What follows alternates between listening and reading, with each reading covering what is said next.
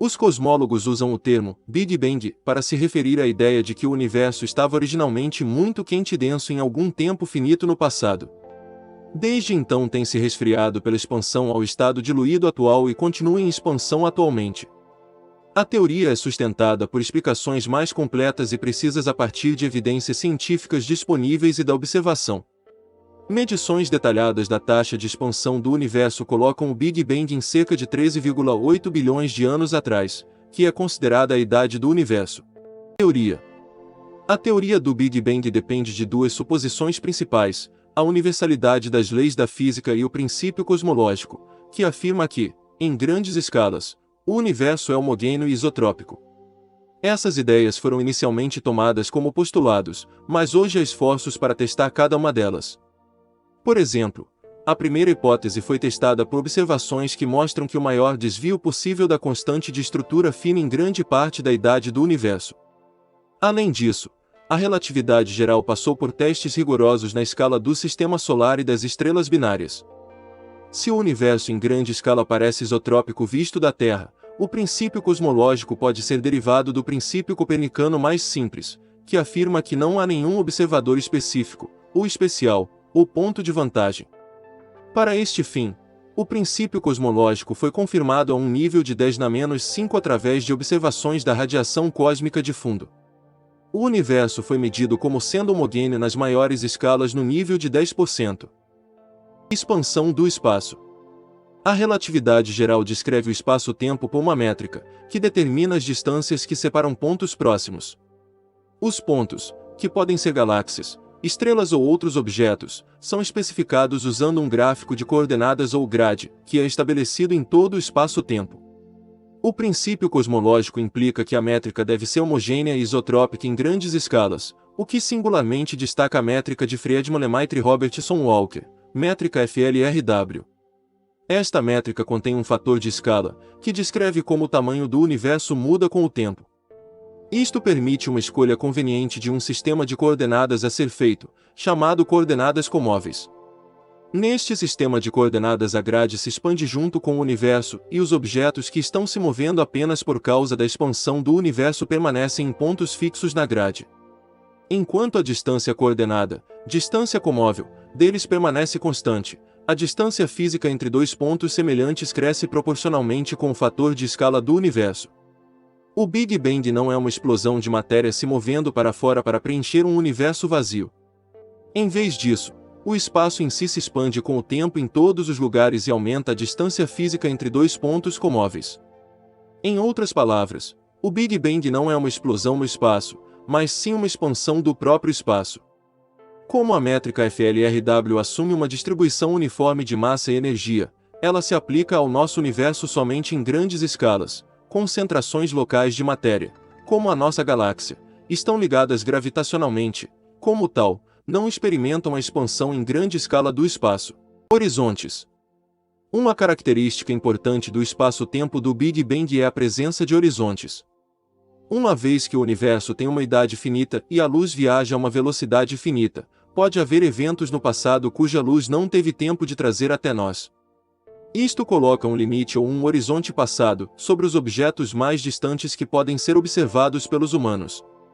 Por outro lado, como o espaço está se expandindo e os objetos mais distantes se afastam cada vez mais rapidamente, a luz emitida por nós hoje pode nunca alcançar objetos muito distantes. Isso define um horizonte futuro, que limita os eventos no futuro que poderemos influenciar. A presença de qualquer tipo de horizonte depende dos detalhes da métrica FLRW que descreve o nosso universo.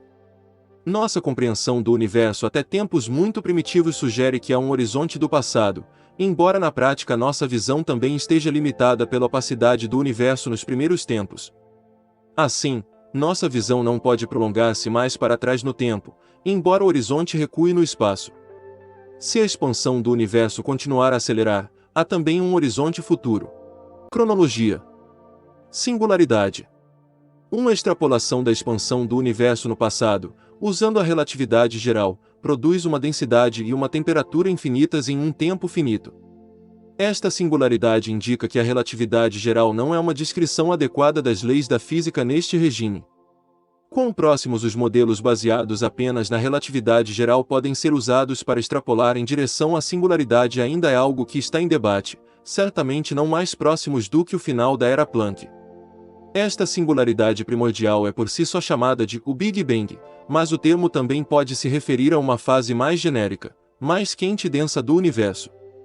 Em ambos os casos, o Big Bang, enquanto evento, também é coloquialmente referido como o nascimento do nosso universo, uma vez que representa o ponto da história onde o universo entrou em um regime onde as leis da física passaram a funcionar da maneira como nós as entendemos, especificamente a relatividade geral e o modelo padrão da física de partículas. Inflação e bariogênese. As primeiras fases do Big Bang estão sujeitas a muita especulação. Nos modelos mais comuns, o universo foi preenchido de forma homogênea e isotrópica com uma densidade de energia muito alta e grandes temperaturas e pressões, sendo que expandiu e arrefeceu muito rapidamente. Uma transição de fase causou uma inflação cósmica, durante a qual o universo cresceu exponencialmente, quando as flutuações de densidade de tempo, que ocorreram devido ao princípio da incerteza, foram amplificadas nas sementes que mais tarde formariam a estrutura em larga escala do universo. Depois que a inflação parou, o reaquecimento ocorreu até que o universo obtivesse as temperaturas requeridas para a produção de um plasma de quarks e gluons, assim como de todas as outras partículas elementares. As temperaturas eram tão elevadas que os movimentos aleatórios de partículas estavam a velocidades relativistas e os pares de partícula-antipartícula de todos os tipos estavam sendo continuamente criados e destruídos em colisões. Em algum momento, uma reação desconhecida chamada bariogênese violou a conservação do número bariônico, levando a um excesso muito pequeno de quarks e leptões sobre antiquarks e antileptos, da ordem de 1 parte em 30 milhões. Isto resultou na predominância da matéria sobre a antimatéria no universo presente. Resfriamento. O universo continuou a diminuir em densidade e temperatura, sendo que a energia típica de cada partícula estava diminuindo. As transições de fase de quebra de simetria colocaram as forças fundamentais da física e os parâmetros das partículas elementares em sua forma atual. Após cerca de 10 elevado a menos 11 segundos, a imagem torna-se menos especulativa, uma vez que as energias das partículas caem para valores que podem ser atingidos em aceleradores de partículas. Em cerca de 10 elevado a menos 6 segundos, quarks e gluons combinam-se para formar bárions, como prótons e nêutrons. O pequeno excesso de quarks sobre antiquarks levou a um pequeno excesso de bárions sobre antibárions. A temperatura agora não era alta o suficiente para criar novos pares de prótons-antiprotões, similarmente aos nêutrons-antineutrons. Assim, uma aniquilação em massa imediatamente seguiu-se, deixando apenas 1 em 1010 dos prótons e nêutrons originais e nenhuma de suas antipartículas. Um processo similar ocorreu em cerca de 1 segundo para elétrons e pósitrons. Após essas aniquilações, os prótons, nêutrons e elétrons restantes não se moviam relativisticamente e a densidade de energia do universo era dominada por fótons, com uma contribuição menor de neutrinos. A poucos minutos da expansão, quando a temperatura era de cerca de 1 milhão, de kelvins e a densidade era aproximadamente a do ar, os nêutrons combinados com prótons para formar o universo do deutério e núcleos de hélio em um processo chamado nucleossíntese primordial. A maioria dos prótons permaneceram não combinados como núcleos de hidrogênio. À medida que o universo se esfriava, a densidade de energia de massa restante da matéria chegou a dominar gravitacionalmente a da radiação de fótons. Após cerca de 379 mil anos, os elétrons e núcleos combinaram-se em átomos, principalmente de hidrogênio, daí a radiação dissociada da matéria e continuada através do espaço em grande parte desimpedida. Esta relíquia de radiação é conhecida como a radiação cósmica de fundo em micro-ondas. A química da vida pode ter começado logo após o Big Bang, 13,8 bilhões de anos atrás, durante uma época habitável quando o universo tinha entre 10 e 17 milhões de anos de idade. Formação de estruturas. Durante um longo período de tempo, as regiões um pouco mais densas da matéria quase uniformemente distribuída atraíram gravitacionalmente a matéria vizinha, e assim, cresceram ainda mais densas, formando nuvens de gás, estrelas, galáxias e outras estruturas astronômicas observáveis atualmente. Os detalhes desse processo dependem da quantidade e do tipo de matéria no universo. Os 4 tipos possíveis de matéria são conhecidos como matéria escura fria, matéria escura morna, matéria escura quente e matéria bariônica. Aceleração cósmica. Evidências independentes de supernovas tipo Ia e da radiação cósmica de fundo em micro-ondas implicam que o universo atual é dominado por uma misteriosa forma de energia conhecida como energia escura, que aparentemente permeia todo o espaço. As observações sugerem que 73% da densidade energética total do universo de hoje está nesta forma. Quando o universo era muito jovem, provavelmente era infundido com energia escura, mas com menos espaço a gravidade predominou e foi freando lentamente a expansão. Mas, eventualmente, depois de vários bilhões de anos de expansão, a crescente abundância de energia escura fez a expansão do universo lentamente começar a acelerar. A energia escura em sua formulação mais simples toma a forma do termo constante cosmológico nas equações de campo de Einstein da relatividade geral, mas sua composição e mecanismo são desconhecidos e, em geral, os detalhes de sua equação de estado e relação com o modelo padrão de física de partículas continuam a ser investigados, tanto através da observação quanto teoricamente. Evidências observáveis.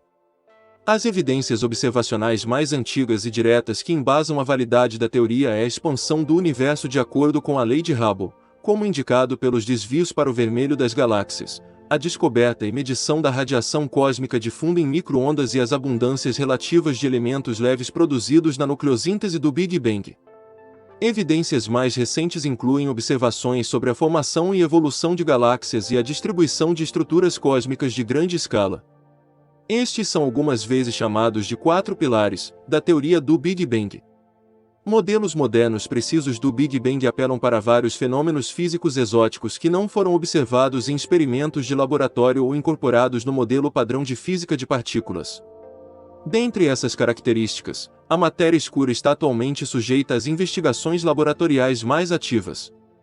A energia escura também é uma área de intenso interesse para os cientistas, mas não está claro se a detecção direta de energia escura será possível um dia. A inflação cósmica e a bariogênese continuam a ser as características mais especulativas dos atuais modelos do Big Bang. Explicações viáveis e quantitativas para tais fenômenos ainda estão sendo buscadas. Estes são problemas não resolvidos na física. Existia um universo antes do Big Bang? Novas evidências dizem que sim. De acordo com o ganhador do Prêmio Nobel em Física, Sir Roger Penrose, que completou 89 anos, a partir de sua pesquisa da vida toda sobre buracos negros, ele encontrou alguns pontos que chamou de pontos de Hawking, mais ou menos 8 vezes o tamanho da Lua, em que se evapora um tipo de radiação, e com esses pontos que se expandem e comprimem, são sinais de buracos negros anteriores, de outros universos. Realmente é uma teoria complexa e de difícil entendimento. Porém, a pessoa que está colocando isso tem mais que base para falar.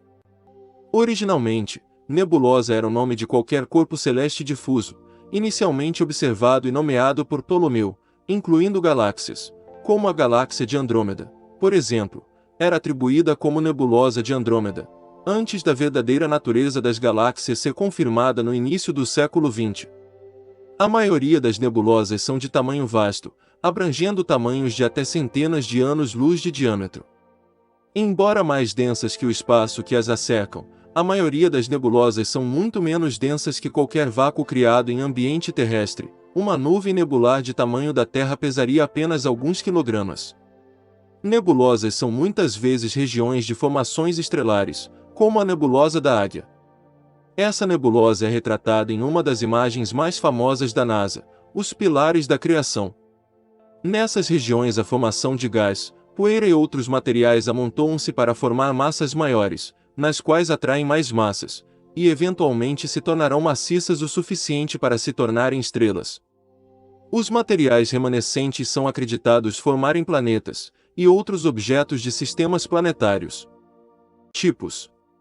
Algumas nebulosas são formadas majoritariamente por matéria, gás e poeira, que desagregaram-se de estrelas próximo ao fim da vida como as que explodem em supernovas. Outras são berçários formando novas estrelas em seu interior, através da aglutinação desta matéria devido à ação gravitacional. Nebulosas de emissão. Nebulosas de emissão são nuvens de gás com temperatura alta. Os átomos na nuvem são energizados por luz ultravioleta de uma estrela próxima e emitem radiação quando decaem para estados de energia mais baixos. Luzes de neon brilham praticamente da mesma maneira. Nebulosas de emissão são geralmente vermelhas, por causa do hidrogênio, o gás mais comum do universo e que comumente emite luz vermelha. Nebulosas de reflexão. Nebulosas de reflexão são nuvens de poeira que simplesmente refletem a luz de uma estrela ou estrelas próximas. Nebulosas de reflexão são geralmente azuis porque a luz azul é espalhada mais facilmente. Nebulosas de emissão e de reflexão são geralmente vistas juntas e são às vezes chamadas de nebulosas difusas. Nebulosas escuras. Existem também as nebulosas escuras. Elas são nuvens de gás e poeira que impedem quase completamente a luz de passar por elas. São identificadas pelo contraste com o céu ao redor delas, que é sempre mais estrelado ou luminoso. Elas podem estar associadas a regiões de formação estelar. Exemplos são a nebulosa Saco de Carvão e a nebulosa Cabeça de Cavalo. Nebulosas planetárias. As nebulosas planetárias são nebulosas de emissão cujo formato confundia alguns dos primeiros astrônomos que utilizavam instrumentos de observação rudimentares. Esse tipo de nebulosa tem origem na ejeção de massa das estrelas gigantes vermelhas de massas intermediárias.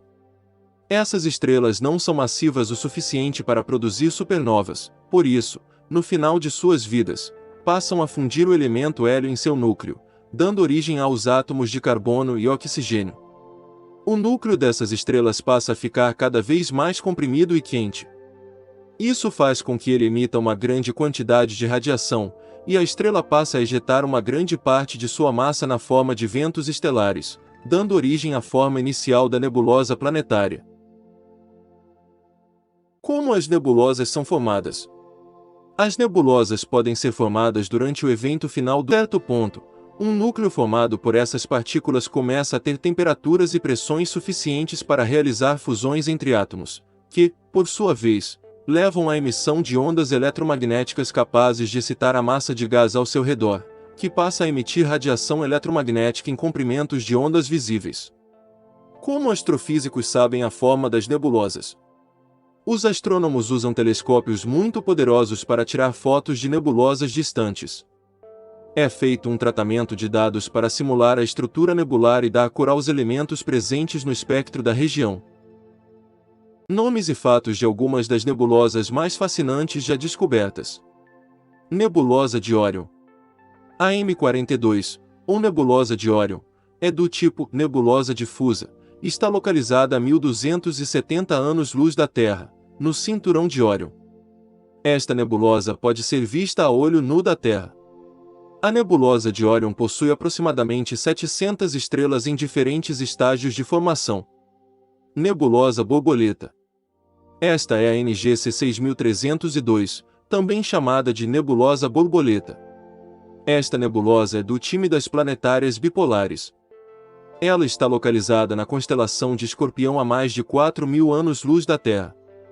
A estrutura da nebulosa é uma das mais complexas já observadas em nebulosas planetárias.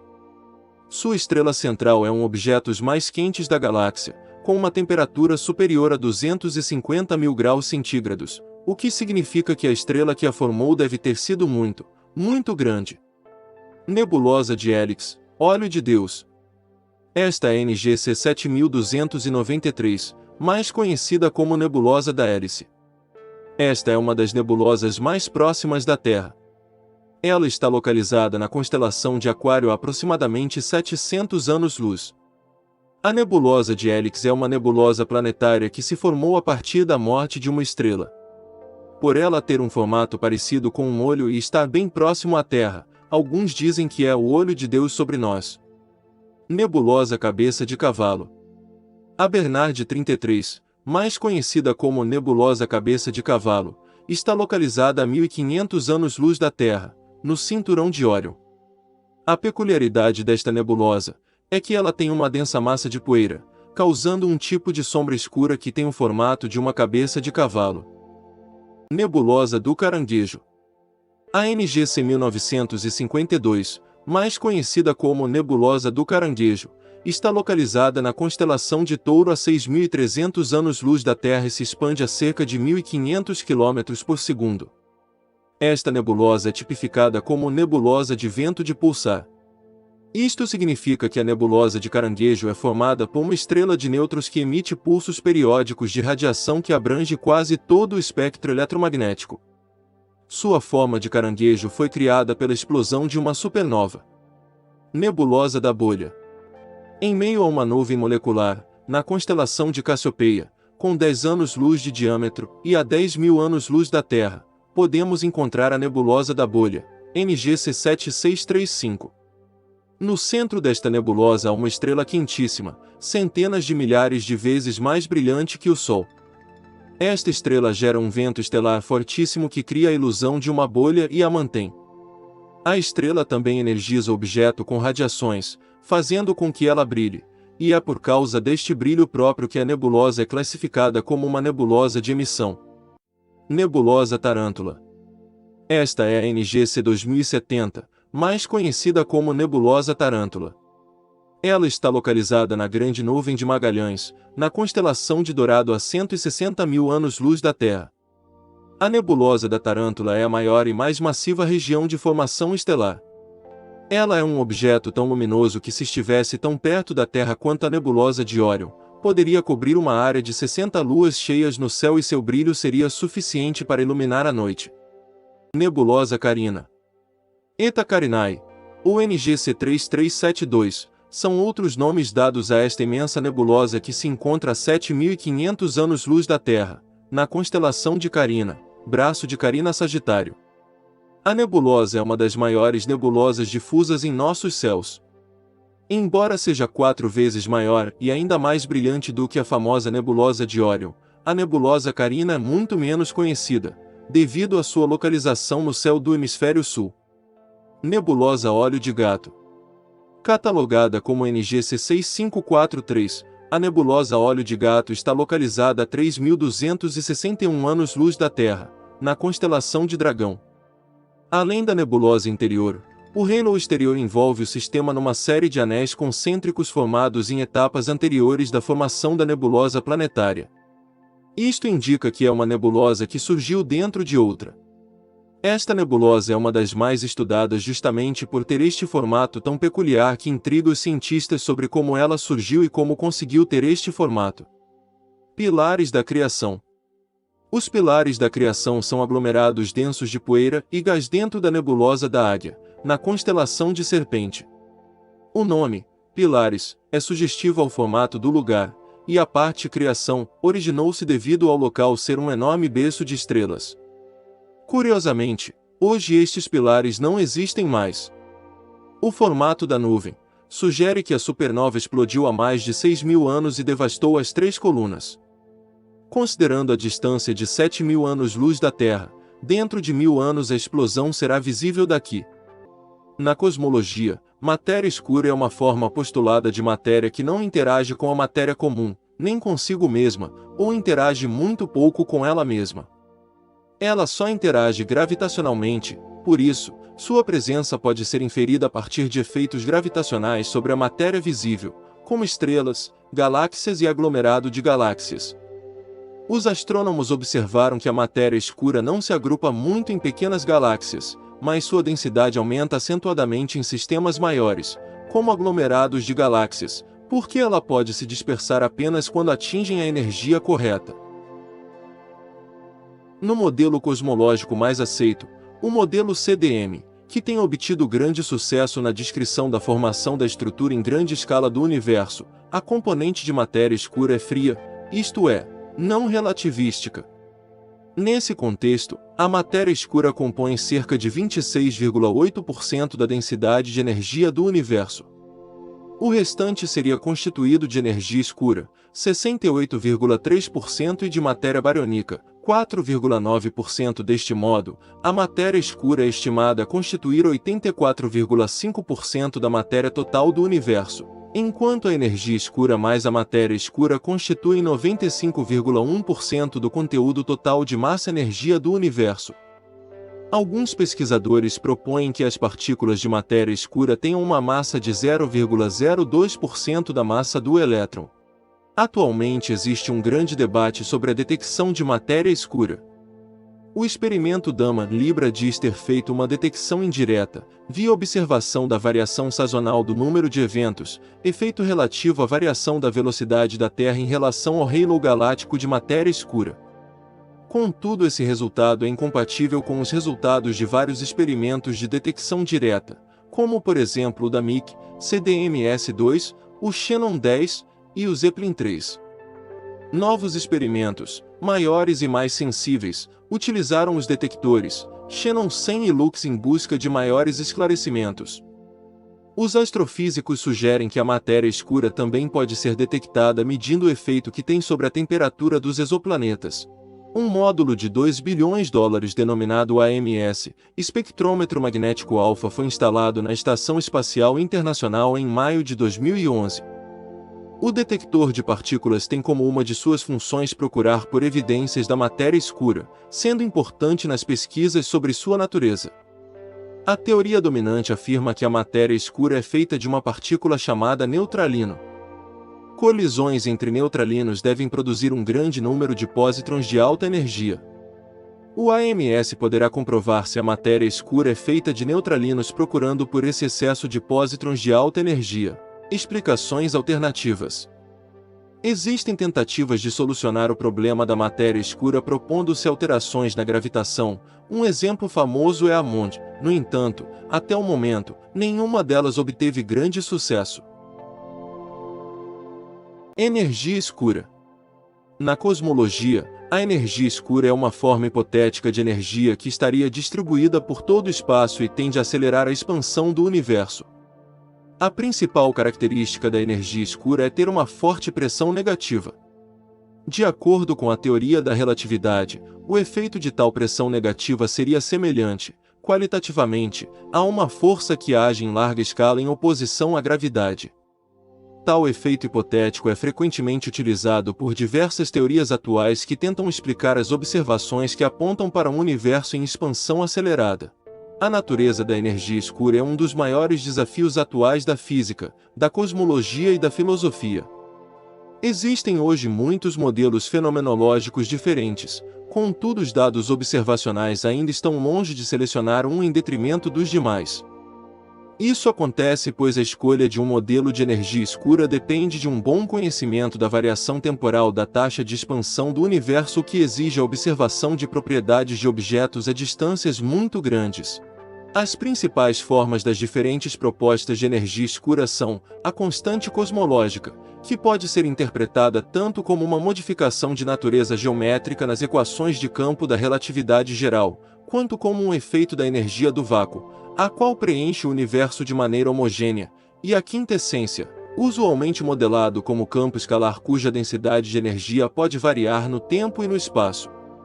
Outra proposta relativamente popular entre pesquisadores é a quartessência, que visa unificar os conceitos de energia escura e matéria escura, postulando a existência de uma forma de energia conhecida como gás de Chaplygin que seria responsável pelos efeitos das duas componentes escuras. Teorias da energia escura. O status da energia escura como uma força hipotética com propriedades desconhecidas a torna um alvo muito ativo de pesquisa. O problema é atacado a partir de uma grande variedade de ângulos, como modificar a teoria da gravidade predominante, relatividade geral, tentar definir as propriedades da energia escura, representando-a como uma manifestação dos limites do universo e encontrar maneiras alternativas de explicar os dados observacionais. Ceticismo observacional. Algumas alternativas à energia escura, como a cosmologia não homogênea, visam explicar os dados observacionais através de um uso mais refinado das teorias estabelecidas. Nesse cenário, a energia escura realmente não existe e é apenas um artefato de medição. Por exemplo, se estivermos localizados em uma região mais vazia do que a média do espaço, a taxa de expansão cósmica observada poderá ser confundida com uma variação no tempo ou aceleração.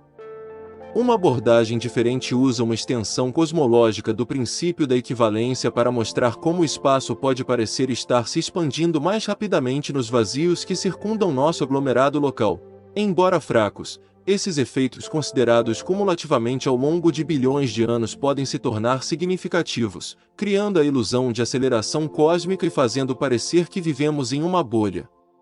Ainda outras possibilidades são que a expansão acelerada do universo é uma ilusão causada pelo nosso movimento relativo para o resto do universo, ou que os métodos estatísticos empregados foram falhos.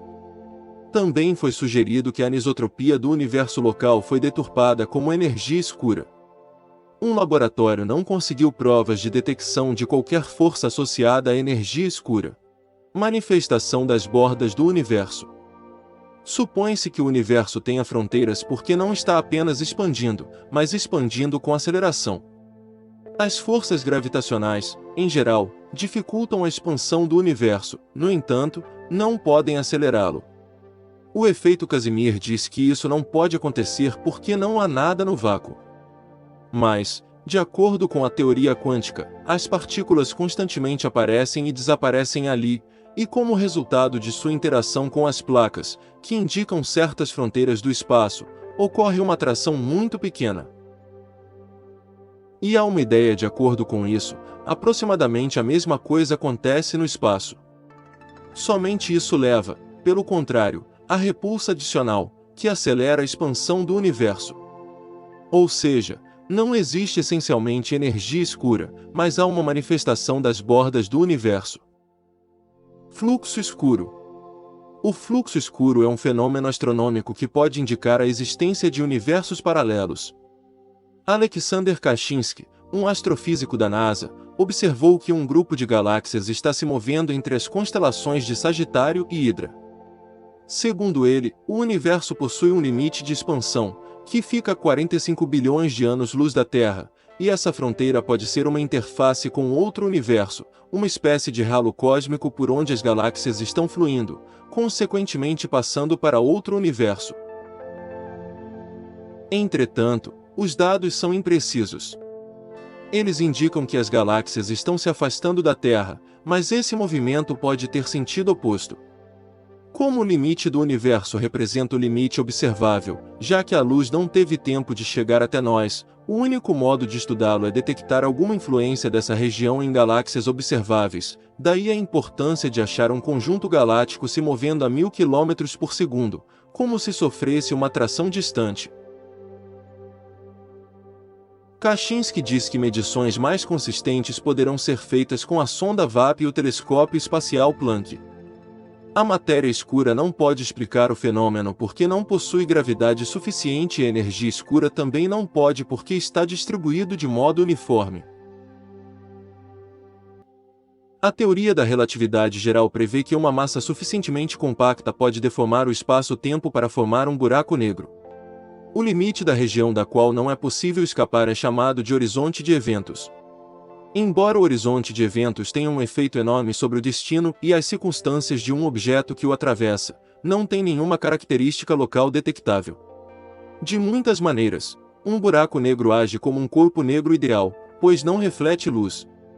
Além disso, a teoria quântica de campos no espaço-tempo curvo prevê que os horizontes de eventos emitem radiação Hawking, com o mesmo espectro que um corpo negro de temperatura inversamente proporcional à sua massa. Essa temperatura é da ordem dos bilionésimos de 1 Kelvin para buracos negros de massa estelar, o que a torna praticamente impossível de observar. A ideia de um corpo tão massivo que nem a luz poderia escapar foi brevemente proposta pelo pioneiro astronômico e clérigo inglês John Michael em uma carta publicada em novembro de 1784.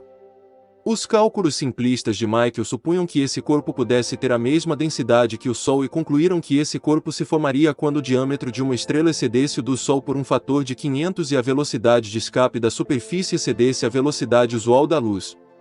Michael observou corretamente que esses corpos supermassivos, mas não irradiantes, podem ser detectados por seus efeitos gravitacionais em corpos visíveis próximos. Os estudiosos da época ficaram inicialmente empolgados com a proposta de que estrelas gigantes, mas invisíveis, pudessem estar escondidas à vista de todos, mas o entusiasmo diminuiu quando a natureza ondulatória da luz se tornou aparente no início do século XIX. Se a luz fosse uma onda e não um corpúsculo, não está claro que, se houver, influenciaria a gravidade na fuga das ondas de luz. A relatividade moderna desacredita a noção de Michael de um raio de luz disparando diretamente da superfície de uma estrela supermassiva, sendo desacelerado pela gravidade da estrela, parando e caindo livremente de volta à superfície da estrela. A característica definidora de um buraco negro é o surgimento de um horizonte de eventos, um limite no espaço-tempo através do qual matéria e luz podem passar apenas para dentro em direção à massa do buraco negro. Nada, nem mesmo a luz, pode escapar de dentro do horizonte de eventos. O horizonte de eventos é referido como tal porque se um evento ocorrer dentro dos limites, as informações desse evento não poderão alcançar um observador externo, tornando impossível determinar se esse evento ocorreu. Como previsto pela relatividade geral, a presença de uma massa deforma o espaço-tempo de tal maneira que os caminhos percorridos pelas partículas se inclinam em direção à massa. No horizonte de eventos de um buraco negro, essa deformação se torna tão forte que não há caminhos que se afastem do buraco negro. Para um observador distante, os relógios perto de um buraco negro parecem marcar mais lentamente do que os que estão mais distantes do buraco negro.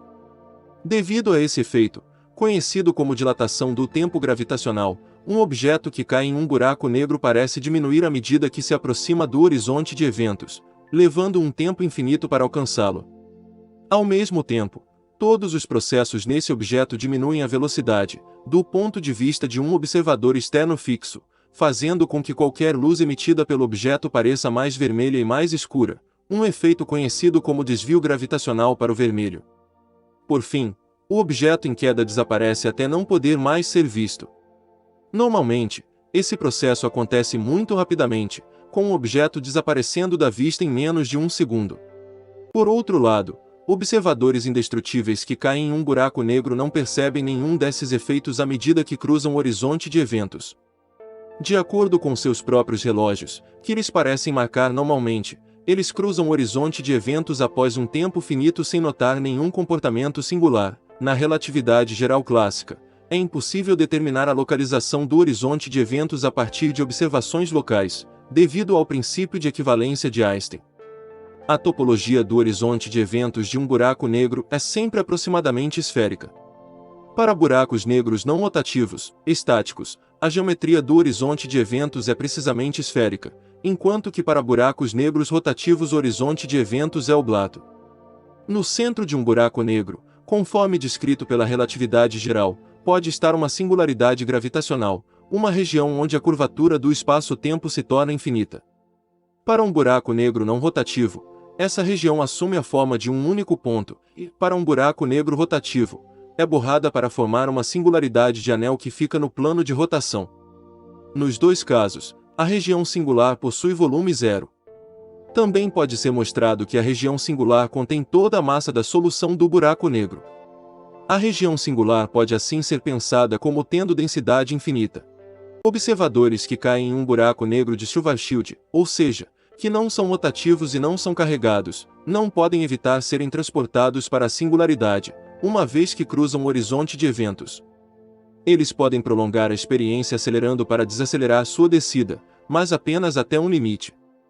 Quando atingem a singularidade, são esmagados em densidade infinita e sua massa é adicionada ao total do buraco negro. Antes que isso aconteça, eles serão dilacerados pelas crescentes forças das marés em um processo às vezes chamado de espaguetificação ou efeito macarrão. No caso de um buraco negro carregado, Reiser Nordstrom, ou rotativo, é possível evitar a singularidade. Estender essas soluções o máximo possível revela a possibilidade hipotética de sair do buraco negro em um espaço-tempo diferente, com o buraco atuando como um buraco de minhoca. A possibilidade de viajar para outro universo é, no entanto, apenas teórica, pois qualquer perturbação destruiria essa possibilidade. Também parece ser possível seguir curvas fechadas de tipo tempo, retornando ao próprio passado, em torno da singularidade de Kerr, o que leva a problemas de causalidade como o paradoxo do avô. Espera-se que nenhum desses efeitos peculiares sobreviva em um tratamento quântico adequado de buracos negros rotativos e carregados. O aparecimento de singularidades na relatividade geral é geralmente percebido como sinalizador do colapso da teoria. Esse colapso, no entanto, é esperado, ocorre em uma situação em que os efeitos quânticos devem descrever essas ações, devido à densidade extremamente alta e, portanto, às interações de partículas. Até o momento, não foi possível combinar efeitos quânticos e gravitacionais em uma única teoria, embora existam tentativas de formular tal teoria da gravidade quântica. Geralmente, espera-se que tal teoria não apresente singularidades. Depois que um buraco negro se forma, ele pode continuar a crescer absorvendo matéria adicional. Qualquer buraco negro absorve continuamente gás e poeira interestelar de seus arredores. Esse é o processo principal pelo qual os buracos negros supermassivos parecem ter crescido. Um processo semelhante foi sugerido para a formação de buracos negros de massa intermediária encontrados em aglomerados globulares. Os buracos negros também podem se fundir com outros objetos, como estrelas ou até outros buracos negros. Pensa-se que isso tenha sido importante, especialmente no crescimento inicial de buracos negros supermassivos, que poderiam ter se formado a partir da agregação de muitos objetos menores. O processo também foi proposto como a origem de alguns buracos negros de massa intermediária. Deformações no espaço-tempo. De acordo com a teoria da relatividade geral, de Einstein, corpos de massas muito grandes produzem deformações no espaço-tempo. Essa deformação é a responsável pela grande aceleração gravitacional em direção ao centro desses corpos. Além disso, a grande deformação do espaço-tempo torna-o curvo, de forma que a luz que se propaga nas proximidades dos buracos negros não percorre uma linha reta, mas sim uma trajetória curvilínea, pois o próprio espaço na região está deformado, dando origem a um fenômeno chamado de lente gravitacional. Buraco negro no centro da Via Láctea. No dia 12 de maio de 2022, o telescópio Event Horizon revelou a foto mais nítida do buraco negro supermassivo localizado no centro da Via Láctea, o Sagitário A. A sua distância com a Terra é de mais de 26 mil anos-luz. O feito envolveu mais de 350 pesquisadores e 11 telescópios espalhados por 8 regiões do mundo. Estrela é um astro de plasma que possui luz própria, esférico e grande, mantido íntegro pela gravidade e pressão de radiação, que ao fim de sua vida pode conter uma proporção de matéria degenerada. Sua formação foi possivelmente iniciada em torno de 180 milhões a 250 milhões de anos após o Big Bang. O Sol é a estrela mais próxima da Terra e sua maior fonte de energia. Outras são visíveis da Terra durante a noite, quando não são ofuscadas pela luz solar ou bloqueadas por fenômenos atmosféricos. Historicamente, as estrelas mais importantes da esfera celeste foram agrupadas em constelações e asterismos, com as mais brilhantes ganhando nomes próprios. Extensos catálogos estelares foram compostos pelos astrônomos, o que permite designações padronizadas. Pelo menos durante parte de sua vida, uma estrela brilha devido à fusão nuclear do hidrogênio em seu núcleo, liberando energia que atravessa seu interior e irradia para o espaço sideral. Quase todos os elementos da natureza mais pesados que o hélio foram criados por estrelas, seja pela nucleossíntese estelar durante as suas vidas ou pela nucleossíntese de supernova, quando explodem. Os astrônomos podem determinar a massa, idade, composição química e muitas outras propriedades de uma estrela observando seu espectro, luminosidade e movimento no espaço. Sua massa total é o principal determinante de sua evolução e possível destino. Outras características são delimitadas pela história da sua evolução, inclusive o diâmetro, rotação, movimento e temperatura. O diagrama de Hertzsprung-Russell, diagrama HR, um gráfico de distribuição que mostra a relação entre a magnitude absoluta ou luminosidade versus o tipo espectral ou classificação estelar e sua temperatura efetiva, permite determinar sua idade e seu estado evolucionário. Uma estrela se forma pelo colapso de uma nuvem de material, composta principalmente de hidrogênio e traços de elementos mais pesados. Uma vez que o núcleo estelar seja suficientemente denso, parte do hidrogênio é gradativamente convertido em hélio pelo processo de fusão nuclear. O restante do interior da estrela transporta a energia a partir do núcleo por uma combinação de processos radiantes e convectivos. A pressão interna impede que ela colapse devido à sua própria gravidade. Quando o combustível do núcleo, hidrogênio, se exaure, As estrelas que possuem pelo menos 40% da massa do Sol se expandem para se tornarem gigantes vermelhas, em alguns casos fundindo elementos mais pesados no núcleo ou em camadas em torno do núcleo. A estrela então evolui para uma forma degenerada, reciclando parte do material para o ambiente interestelar, onde será formada uma nova geração de estrelas com uma maior proporção de elementos pesados. Sistemas binários e multistelares consistem de duas ou mais estrelas que estão gravitacionalmente ligadas, movendo-se umas em torno das outras em órbitas estáveis. Quando duas delas estão em órbitas relativamente próximas, sua interação gravitacional pode causar um impacto significativo na sua evolução. As estrelas podem ser parte de uma estrutura de relacionamento gravitacional muito maior, como um aglomerado ou uma galáxia. Formação e evolução.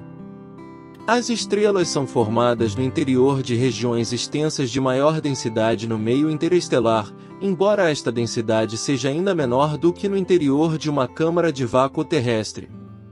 Essas regiões são chamadas nuvens moleculares e consistem em sua maior parte de hidrogênio, com cerca de 23 a 28% de hélio e quantidades pequenas de elementos mais pesados.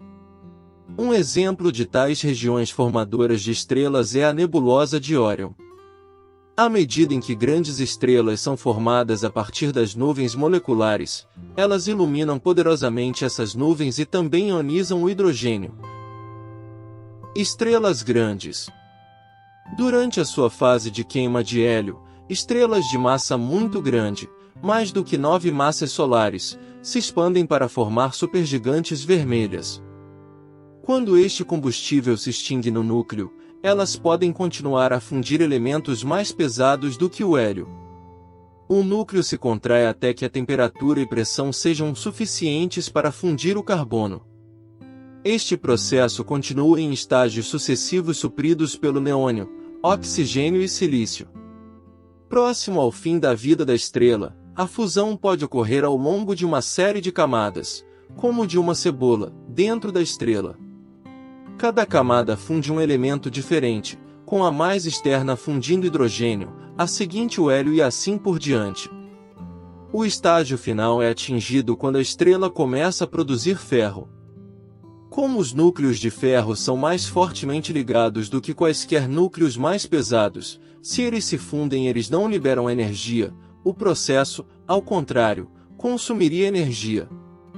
Da mesma forma, como eles são mais fortemente ligados do que todos os núcleos mais leves, a energia não pode ser liberada por fissão nuclear.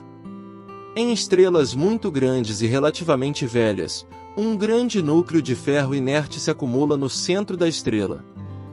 Os elementos mais pesados nessas estrelas podem migrar para a superfície, formando objetos conhecidos como estrelas Wolf-Rayet, que têm um vento estelar denso que se projeta para a atmosfera exterior. Características. Idade. A maioria das estrelas tem entre 1 bilhão e 10 bilhões de anos. Algumas estrelas podem até estar próximas de 13,7 bilhões de anos, a idade observada do universo.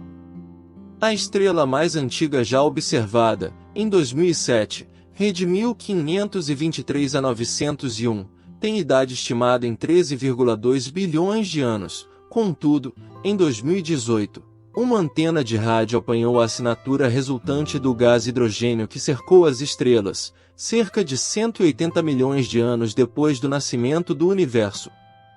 Observações da polarização da radiação cósmica difundem micro-ondas, em 2015, revelam que a Idade das Trevas terminou cerca de 550 milhões de anos após o Big Bang, mais de 100 milhões de anos mais tarde do que se pensava anteriormente. Quanto maior a massa de uma estrela, menor seu tempo de vida, principalmente porque as estrelas grandes têm maior pressão nos seus núcleos, fazendo com que elas queimem hidrogênio mais rapidamente. As estrelas maiores duram em média cerca de 1 milhão de anos, enquanto estrelas de massa mínima, anãs vermelhas, queimam seu combustível muito lentamente e duram dezenas a centenas de bilhões de anos. Composição química. Quando as estrelas se formam na atual Via Láctea, elas se compõem de cerca de 71% de hidrogênio e 27% de hélio, em massa, com uma pequena fração de elementos mais pesados. Tipicamente, a proporção de elementos pesados é medida em termos do teor de ferro na atmosfera estelar, pois o ferro é um elemento comum e suas linhas de absorção são relativamente fáceis de medir.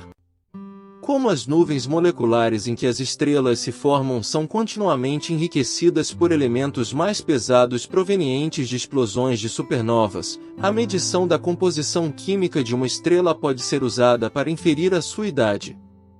A proporção de elementos mais pesados pode ainda ser um indicador da probabilidade de uma estrela possuir um sistema planetário 107 diâmetro. Devido à sua grande distância da Terra, todas as estrelas, com exceção do Sol, aparecem para o olho humano como pontos brilhantes no céu noturno, que cintilam por causa do efeito da atmosfera terrestre. O Sol, apesar de ser também uma estrela, está suficientemente próximo da Terra para ser visto como um disco e para fornecer iluminação. Após o Sol, a estrela com maior tamanho aparente é R Doradus, com um diâmetro angular de apenas 0,057 segundos de arco. Os discos da maioria das estrelas têm diâmetro angular muito pequeno para serem observados com os atuais telescópios ópticos baseados em Terra, portanto telescópios por interferometria são requeridos para produzir imagens desses objetos. Outra técnica para a medição do tamanho angular de estrelas é através da ocultação. Pela medição precisa da queda no brilho de uma estrela quando ela é ocultada pela Lua, ou aumento do brilho quando ela reaparece, o diâmetro angular da estrela pode ser calculado.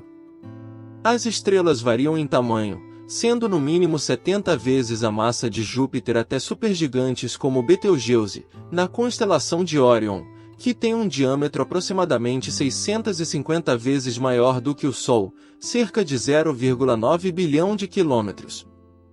Cinemática. O movimento de uma estrela em relação ao Sol pode fornecer informações úteis sobre a origem e a idade da estrela, assim como sobre a estrutura e evolução da galáxia que a cerca. Os componentes do movimento de uma estrela são a velocidade radial, aproximando-se ou afastando-se do Sol, e o movimento angular transversal, que é chamado seu movimento próprio. A velocidade radial é medida pelo efeito Doppler das linhas espectrais da estrela e é dada em quilômetros/s. O movimento próprio é determinado por medições astrométricas precisas em milissegundos de arco, SAR, por ano. Determinando-se a paralaxe de uma estrela, o movimento próprio pode então ser convertido em unidades de velocidade. Estrelas com altas taxas de movimento próprio estão, provavelmente, relativamente próximas do Sol, fazendo delas boas candidatas para medições de paralaxe. Campo magnético.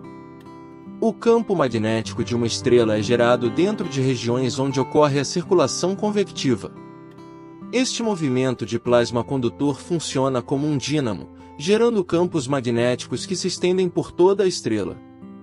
A força do campo magnético varia com a massa e a composição da estrela, e a quantidade de atividade superficial magnética depende da velocidade de rotação da estrela. Esta atividade superficial produz manchas estelares, que são regiões de campos magnéticos fortes e temperaturas superficiais menores que as normais. Anéis coronais são campos magnéticos em forma de arco que se estendem para a coroa a partir de regiões ativas. Erupções estelares são explosões de partículas de alta energia que são emitidas devido à mesma atividade magnética. Estrelas jovens e de rotação rápida tendem a apresentar altos níveis de atividade superficial, devido ao seu campo magnético. Entretanto, o campo magnético pode agir sobre o vento estelar, funcionando como um freio que gradualmente reduz a velocidade de rotação à medida que a estrela envelhece. Logo, estrelas mais velhas, como o Sol, têm velocidades de rotação muito menores e um menor nível de atividade superficial. Os níveis de atividade de estrelas de rotação lenta tendem a variar de maneira cíclica e podem se interromper totalmente por períodos. Durante o mínimo de Mulder, por exemplo, o Sol passou por um período de 70 anos com quase nenhuma atividade de mancha solar. Massa. Uma das estrelas conhecidas com maior massa é a Eta Carinae, com 100 e 150 vezes a massa do Sol. Seu tempo de vida é muito curto, no máximo alguns milhões de anos.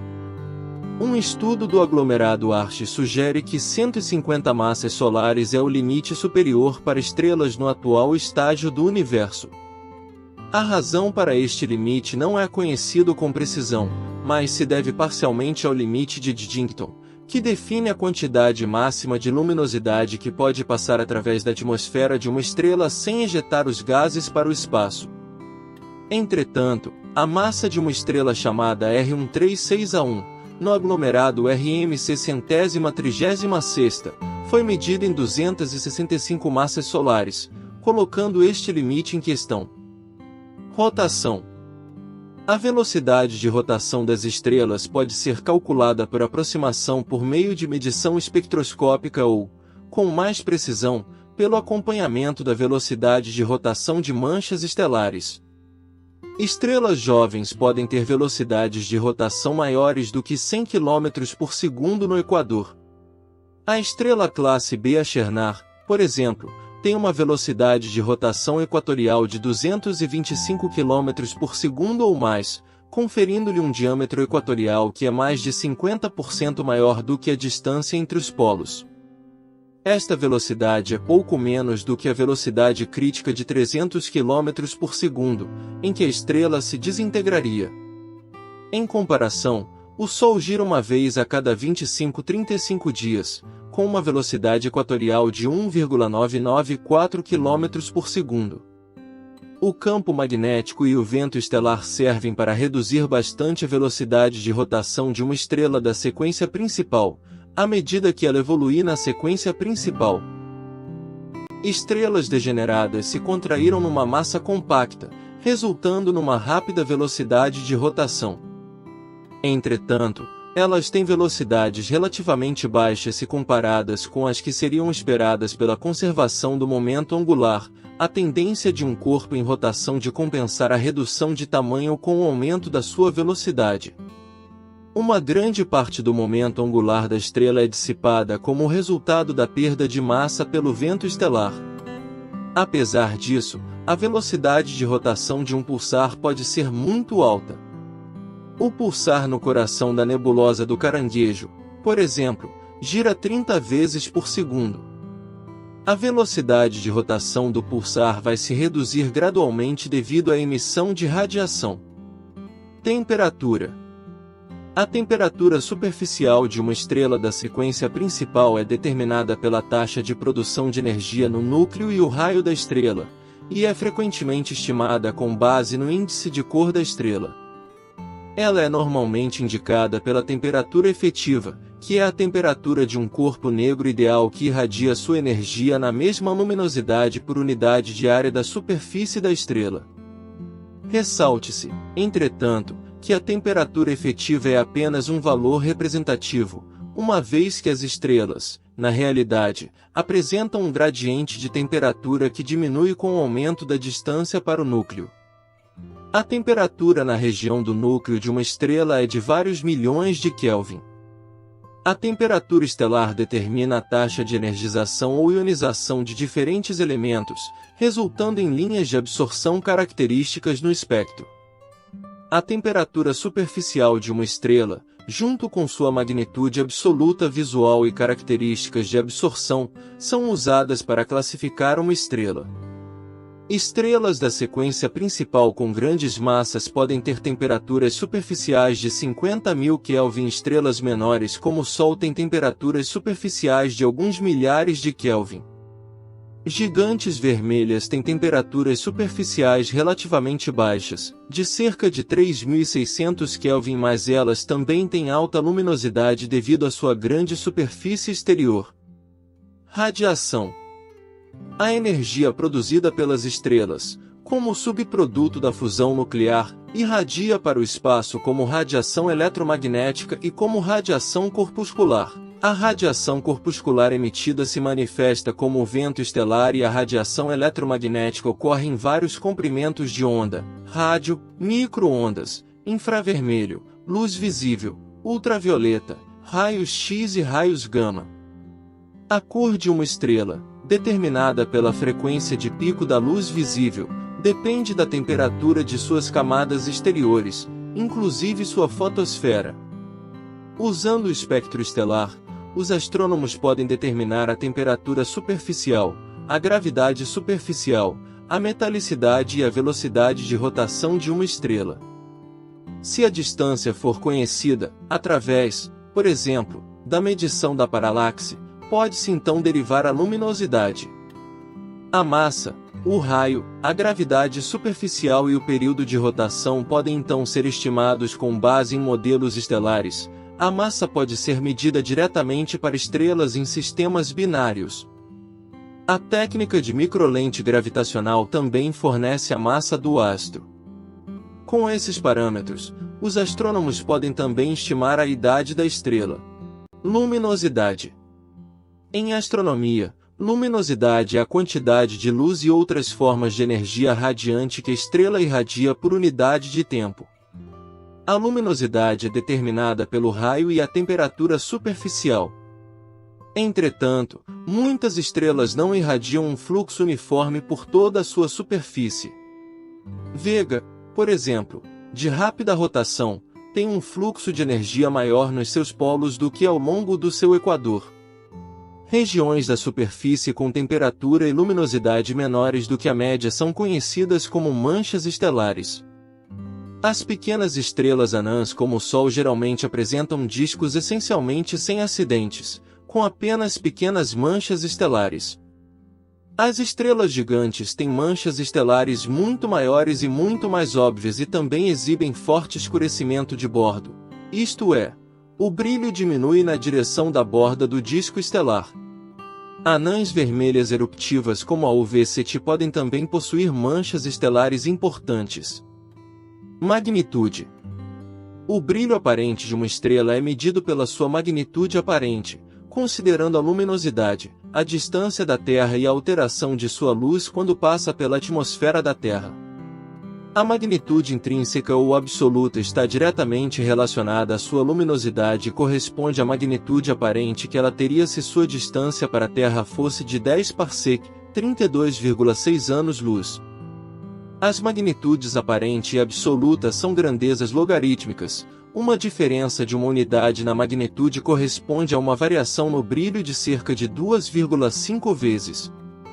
Isto significa que uma estrela de primeira grandeza é cerca de 2,5 vezes mais brilhante que uma de segunda grandeza e aproximadamente 100 vezes mais brilhante que uma estrela de sexta grandeza. Já as mais fracas visíveis a olho nu em boas condições de visibilidade são as de magnitude mais 6. Arco de explosão solar. O arco de explosão solar acontece quando a luz de uma estrela é filtrada em várias imagens por lentes gravitacionais. O telescópio espacial Hubble observou uma galáxia de arco de explosão solar a quase 11 bilhões de anos-luz de distância em 2019. O arco está entre as galáxias com lentes mais brilhantes conhecidas e sua imagem é visível pelo menos 12 vezes nos 4 arcos. O arco criado por lentes gravitacionais fortes ajuda os astrônomos a entender melhor a era cósmica conhecida como época da reionização. Estrela escura. Uma estrela escura é um tipo teórico de estrela que pode ter existido nos primórdios da história do universo, antes que as estrelas convencionais pudessem se formar. Essas estrelas seriam compostas por matéria comum, como as estrelas atuais, mas uma alta concentração de matéria escura de neutralina em seus núcleos geraria calor através de reações de aniquilação entre as partículas de matéria escura. Esse calor preveniria que essas estrelas entrassem em colapso e se tornassem compactas como as estrelas atuais, prevenindo assim que a fusão dos átomos de matéria normal se iniciasse. Nesse modelo, prevê-se que uma estrela escura seria uma enorme nuvem de hidrogênio e hélio cujo tamanho variaria entre 4 e 2.000 unidades astronômicas em diâmetro. possuindo uma temperatura superficial baixa o bastante de forma que a radiação emitida seria invisível a olho nu. É possível que estrelas escuras tenham sobrevivido até os dias atuais. Apesar de não emitirem luz visível, elas seriam detectáveis por suas emissões de raios gama, neutrinos e antimatéria e estariam associadas a nuvens de hidrogênio molecular que, normalmente, não circundariam partículas energéticas. Colapso. Uma estrela evoluída e de tamanho mediano começa a lançar suas camadas externas como uma nebulosa planetária e, se o que sobra for menor do que 1,4 massa solar, ela encolhe para se tornar um objeto relativamente pequeno, aproximadamente do tamanho da Terra, sem massa suficiente para que novas compressões ocorram, conhecido como anã branca. A matéria elétron degenerada no interior de uma anã branca não é mais o plasma, apesar de as estrelas serem geralmente descritas como esferas de plasma. As anãs brancas finalmente se tornam anãs negras após longos períodos de tempo. Em estrelas maiores, a fusão continua até que o núcleo de ferro se torne tão grande que ele não consegue mais suportar sua própria massa. Este núcleo repentinamente colapsa, à medida que seus elétrons são dirigidos contra seus prótons, formando nêutrons e neutrinos, numa explosão de emissão beta inversa, ou captura eletrônica. A onda de choque formada por este colapso súbito faz o resto da estrela explodir em uma supernova. As supernovas são tão brilhantes que podem momentaneamente ofuscar toda a galáxia em que a estrela se encontra. Quando ocorrem dentro da Via Láctea, as supernovas têm sido historicamente vistas por observadores a olho nu, como novas estrelas, onde antes não havia nenhuma. A maior parte da matéria de uma estrela é expulsa pela explosão de uma supernova, formando nebulosas como a do Caranguejo, e o que sobra é uma estrela de nêutrons, que às vezes se manifesta como um pulsar ou erupção de raio-x, ou, em caso de estrelas maiores, grandes o suficiente para deixar um remanescente estelar maior do que 4 massas solares, um buraco negro. Em uma estrela de nêutrons, a matéria está num estado conhecido como matéria nêutron degenerada, com uma forma mais exótica de matéria degenerada, a matéria QCD, possivelmente presente no núcleo. Dentro do buraco negro, a matéria está em um estado que ainda não é compreendido. As camadas exteriores expulsas de estrelas que morrem contêm elementos pesados que podem ser reciclados durante a formação de novas estrelas. Esses elementos pesados permitem a formação de planetas rochosos. O fluxo a partir de supernovas e o vento estelar de grandes estrelas têm um papel importante na constituição do meio interestelar. Considera-se o magnetar um tipo especial de estrela de nêutrons. As estrelas de nêutrons são esferas compactas de cerca de 15 km de diâmetro, correspondendo ao núcleo do que resta do colapso de uma estrela com cerca de 10 vezes a massa do Sol. Os magnetares, por razões ainda não completamente esclarecidas, têm campos magnéticos 1000 vezes mais fortes do que as estrelas de nêutrons normais. No entanto, existe certa controvérsia a respeito de que as estrelas de nêutrons possam ser tão magnéticas. Assim, os candidatos a magnetares são frequentemente referidos na literatura científica como repetidores de raios gama ou pulsares de raio-x anômalos, dependendo das características das suas erupções. Em 2002, os membros desta equipe de observação ajudaram a estabelecer a ligação entre repetidores de raios gama e pulsares de raios-x. Formação. Quando, em uma supernova, a estrela colapsa para uma estrela de nêutrons, o seu campo magnético aumenta dramaticamente, metade da dimensão linear aumenta o campo magnético em 4 vezes. Robert Duncan e Christopher Thompson calcularam que o campo magnético de uma estrela de nêutrons normalmente já é alto e, através do mecanismo de dínamo, pode crescer ainda mais. O resultado é um magnetar. A supernova pode perder 10% da sua massa em uma explosão. Para que essas grandes estrelas, 10 a 30 massas solares, não colapsem para um buraco negro, eles têm de lançar uma maior proporção de sua massa, talvez mais de 80%. Estima-se que cerca de 1 em 10 explosões de supernovas têm uma magnetar como resultados. Em 21 de fevereiro de 2008 foi anunciado que a NASA e a Universidade McGill pesquisadores haviam descoberto uma estrela de nêutrons que havia sido temporariamente alterada a partir de um pulsar de um magnetar. Isto indica que magnetars não são apenas um tipo raro de pulsares, mas pode ser possivelmente reversível, fase na vida de pelo menos alguns pulsares. Em 24 de setembro de 2008, foi anunciado o que se acredita ser a primeira magnetar utilizando o Very Large Telescope, do European Southern Observatory. A recém-descoberta é conhecida como objeto Swift J1955092611406. Apesar de toda a sua energia, os magnetares não são sempre objetos brilhantes. A oportunidade de os estudar acontece quando surgem, sem aviso, erupções que podem durar desde horas a meses, e que emitem luz visível e em outros comprimentos de onda. O magnetar 1 é 2259 mais 586 acendeu-se repentinamente em junho de 2002. Foram obtidos dados de cerca de 80 erupções ocorridas no intervalo de 4 horas. Desde então, nenhuma outra erupção foi detectada. As mesmas variações de emissões aconteceram há 12 anos e permaneceram um mistério até este estudo. As propriedades da erupção de 1 e 2259 mais 586 levaram a uma série de conclusões. Primeiro, a estrela passou por algum acontecimento importante que durou vários dias e teve duas componentes, uma na superfície da estrela, possivelmente uma fractura na crosta, e outra debaixo da superfície. As mudanças nas emissões sugerem que a estrela sofreu uma deformação plástica da crosta que impactou simultaneamente com o interior superfluido e com a magnetosfera. Pensa-se que o interior de uma estrela de nêutrons é constituído por um superfluido de nêutrons. A magnetosfera é a região em que o campo magnético da estrela de nêutrons controla o comportamento das partículas carregadas. Após a erupção, a emissão era semelhante à de uma SGR, tornando ainda mais difícil a distinção entre as duas espécies exóticas. Por outro lado, o estudo das variações das emissões permitiram inferir episódios eruptivos anteriores neste e noutros candidatos a magnetares. Este tipo de fenômeno pode estar a acontecer constantemente noutras fontes espalhadas pela Via Láctea e nunca o saberíamos porque os nossos olhos de raios gama não são suficientemente sensíveis. A equipe planeja agora determinar o número de magnetares, incluindo os que se encontram na fase tênue. Os magnetares não são apenas as estrelas mais magnéticas que se conhece. Representam uma nova maneira de fazer uma estrela brilhar, pois não são alimentados por um mecanismo convencional como a fusão nuclear, a rotação ou a acreção, o que os torna um objeto de estudo fascinante.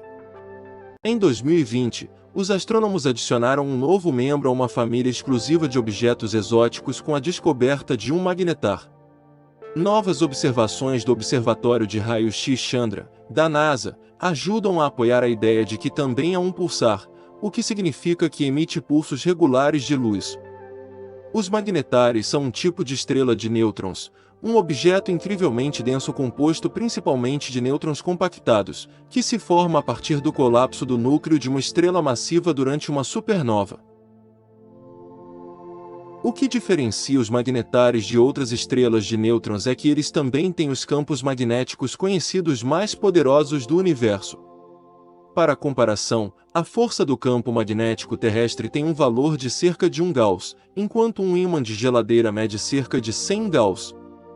Os magnetares, por outro lado, têm campos magnéticos de cerca de 1.400.015 de Gauss. Um magnetar a 1/6 da distância à Lua, cerca de 64.000 km, apagaria os dados de todos os cartões de crédito na Terra. O mais jovem conhecido. Em 12 de março de 2020, astrônomos detectaram um novo magnetar com o telescópio Neil Gehrels Swift, da NASA. O J1818.0-1607 é apenas o 31º magnetar conhecido, entre cerca de 3.000 estrelas de nêutrons conhecidas. Após observações de acompanhamento, os pesquisadores determinaram que esse objeto, denominado J1818.0-1607, era especial por outros motivos. Primeiramente, pode ser o magnetar mais jovem conhecido, com uma idade estimada em cerca de 500 anos. Isso se baseia na rapidez com que a taxa de rotação está diminuindo e na suposição de que ele nasceu girando muito mais rápido. Em segundo lugar, ele também gira mais rápido do que qualquer magnetar previamente descoberto, uma vez a cada 1,4 segundo. As observações do Chandra do J 1818.0 em 1607, obtidas menos de um mês após a descoberta com o Swift, deram aos astrônomos a primeira visão de alta resolução desse objeto em raios-x. Os dados do Chandra revelaram uma fonte pontual onde o magnetar estava localizado. Ela está cercada por emissão difusa de raios-x, provavelmente causada por raios-x refletidos na poeira localizada em sua vizinhança. Parte dessa emissão difusa de raios-x também pode ser dos ventos soprando da estrela de nêutrons. Emissão de ondas de rádio. Arsha Bloomer, da Universidade da Virgínia Ocidental, Estados Unidos, e Samar Safiab, da Universidade de Manitoba, Canadá, publicaram recentemente os resultados das observações do Chandra de J 1818.0 em 1607 na revista The Astrophysical Journal Letters. A imagem composta mostrada no alto contém um amplo campo de visão no infravermelho de duas missões da NASA, o Telescópio Espacial Spitzer e o Wide Field Infrared Survey Explorer, WISE, obtido antes da descoberta do magnetar. Os raios-x do Chandra mostram o magnetar em roxo. O magnetar está localizado próximo ao plano da Via Láctea, a uma distância de cerca de 21.000 anos-luz da Terra. Outros astrônomos também observaram J 1818.0 em 1607 com radiotelescópios, como o Carl Jansky Very Large Array, da National Science Foundation dos Estados Unidos. Esses cientistas determinaram que ele emite ondas de rádio. Isso implica que J 1818.0 em 1607 também tem propriedades semelhantes às de um típico pulsar movido à rotação. Esse tipo de estrela de nêutrons emite feixes de radiação detectados como pulsos repetitivos de emissão à medida que gira e desacelera. Apenas 5 magnetares, incluindo este, foram registrados para agir também como pulsares. Eles constituem menos de 0,2% da população conhecida de estrelas de nêutrons. Campo de destroços. As observações do Chandra também podem fornecer suporte para essa ideia geral. Safiab e Bloomer estudaram a eficiência com que o J 1818.0 em 1607 está convertendo energia de sua taxa decrescente de spin em raios-x. Elas concluíram que essa eficiência é menor do que a normalmente encontrada para magnetares e provavelmente está dentro da faixa encontrada para outros pulsares movidos à rotação. A explosão que criou um magnetar dessa idade teria deixado para trás um campo de destroços detectável. Para pesquisarem esse remanescente de supernova, Safiab e Bloomer analisaram os raios-x do Chandra, os dados infravermelhos do Spitzer e os dados de rádio do VLA. Com base nos dados do Spitzer e do VLA, elas encontraram possíveis evidências de um remanescente, mas a uma distância relativamente grande do magnetar. Para cobrir essa distância, o magnetar precisaria ter viajado a velocidades muito superiores às das estrelas de nêutrons mais rápidas conhecidas, mesmo supondo que ele seja muito mais antigo do que o esperado, o que permitiria mais tempo de viagem. Numa noite escura, pode-se ver entre 1.000 e 1.500 estrelas, sendo que cada estrela pertence a alguma constelação. As constelações nos ajudam a separar o céu em porções menores, mas identificá-las é em geral muito difícil. Origem das constelações. É difícil estabelecer uma origem para as constelações. Desde sempre, o ser humano tem a curiosidade de observar as coisas à sua volta e, ao olhar para o céu, imaginou seres mágicos através das figuras que pontinhos luminosos formavam durante a noite. Os primeiros traços de saberes sobre constelações foram encontrados em paredes da caverna de Las Calques na França e data de 17.300 anos atrás. Os gregos descreveram metade das 88 constelações que conhecemos atualmente. 48 constelações foram relatadas por Ptolomeu e, durante os séculos 16 a 17, os astrônomos europeus adicionaram mais constelações a esse grupo. Classificação das constelações. As constelações são classificadas de acordo com a sua posição na abóbada celeste. Confira os diferentes tipos de constelações. Boreais são as constelações que ficam no hemisfério celeste norte, como a Ursa Maior, Cassiopeia e Andrômeda. Austrais são aquelas localizadas no hemisfério celeste sul, tais como Centauro e Pavão.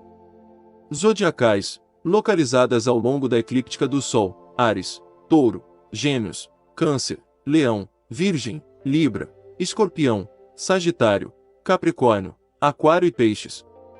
Equatoriais são as constelações dispostas sobre o equador celeste como o Cão Menor, Cão Maior e Águia. Constelações da União Astronômica Internacional. Em 1922, Henry Norris Russell ajudou a União Astronômica Internacional a dividir a esfera celestial em 88 constelações oficiais.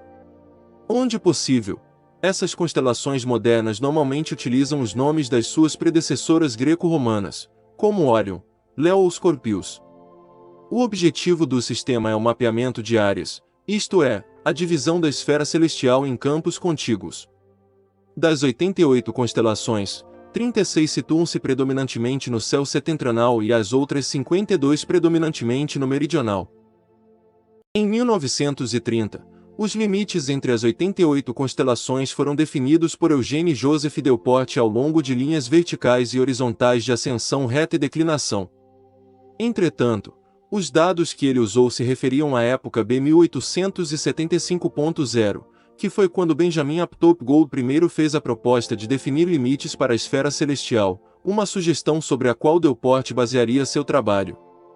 A consequência desta referência antiga é que, devido à precessão dos equinócios, os limites em um mapa estelar moderno, como o da época J2000, já estão um tanto distorcidos e não são mais perfeitamente verticais ou horizontais. Este efeito vai aumentar nos próximos anos e séculos. Constelações de nuvem escura. Regiões escuras da Via Láctea são mais visíveis e surpreendentes no hemisfério sul que no norte. Elas se destacam nitidamente quando as condições da noite são tão escuras que a região central da Via Láctea lança sombras no chão. Algumas culturas distinguiram formas nessas áreas e deram nomes a essas constelações de nuvem escura. Membros da civilização Inca identificaram várias áreas escuras ou nebulosas escuras na Via Láctea como animais e associaram sua aparição com chuvas sazonais. A astronomia aborígene australiana também descreve constelações de nuvem escura, a mais famosa sendo a Ema no céu, cuja cabeça é formada pela nebulosa do Saco de Carvão. Constelações zodiacais. Em noites bem escuras, como as de lua nova, podemos observar no céu centenas de estrelas. Se o céu estiver bem limpo, observar todos aqueles pontinhos brilhando torna-se algo fascinante. A quantidade de estrelas observadas da Terra é tão grande que astrônomos, desde a antiguidade, dividem as estrelas em grupos para facilitar a observação.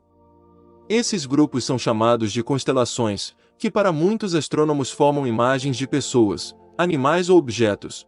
Uma das constelações mais conhecidas no hemisfério sul é o Cruzeiro do Sul. As constelações zodiacais são grupos de estrelas situadas em uma linha imaginária, compreendida entre dois paralelos de latitude celeste, um oitavo ao norte e outro oitavo ao sul da eclíptica. Eclíptica é o círculo máximo da esfera celeste, que representa a trajetória aparente do Sol ao redor da Terra. Esse movimento aparente do Sol é uma consequência do movimento de translação da Terra ao redor do Sol.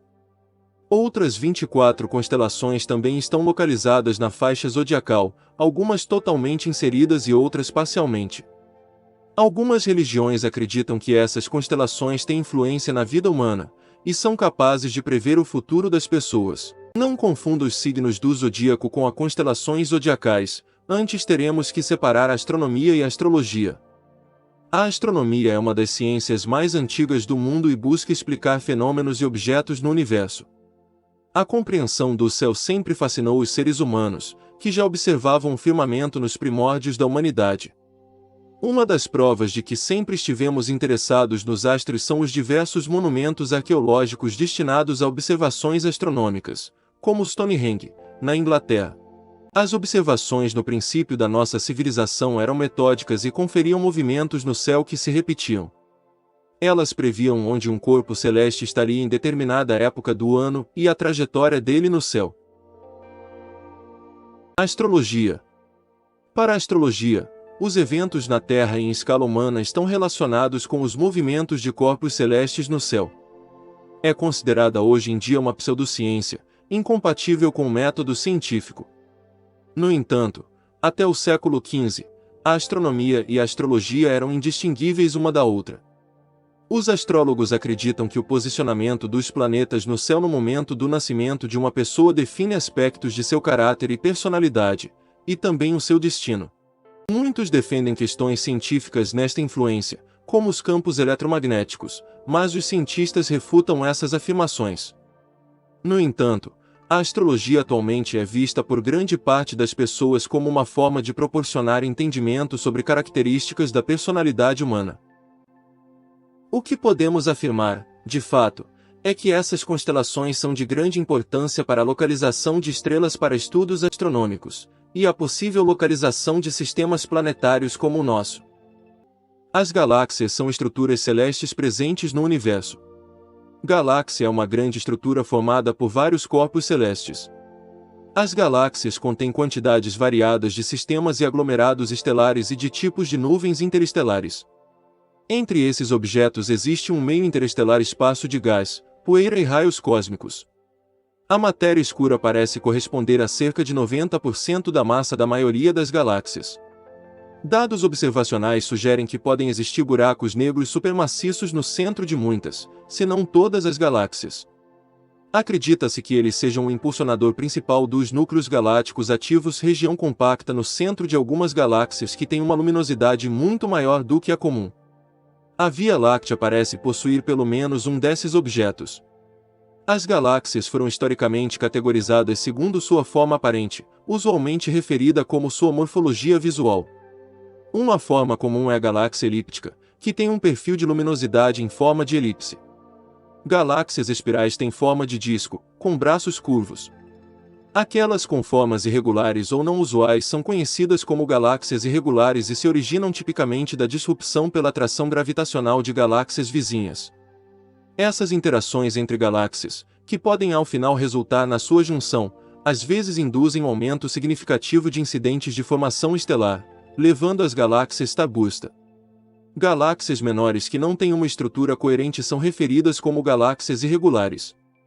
Existem provavelmente cerca de 2 trilhões de galáxias no universo observável, contendo mais estrelas do que grãos de areia no planeta Terra.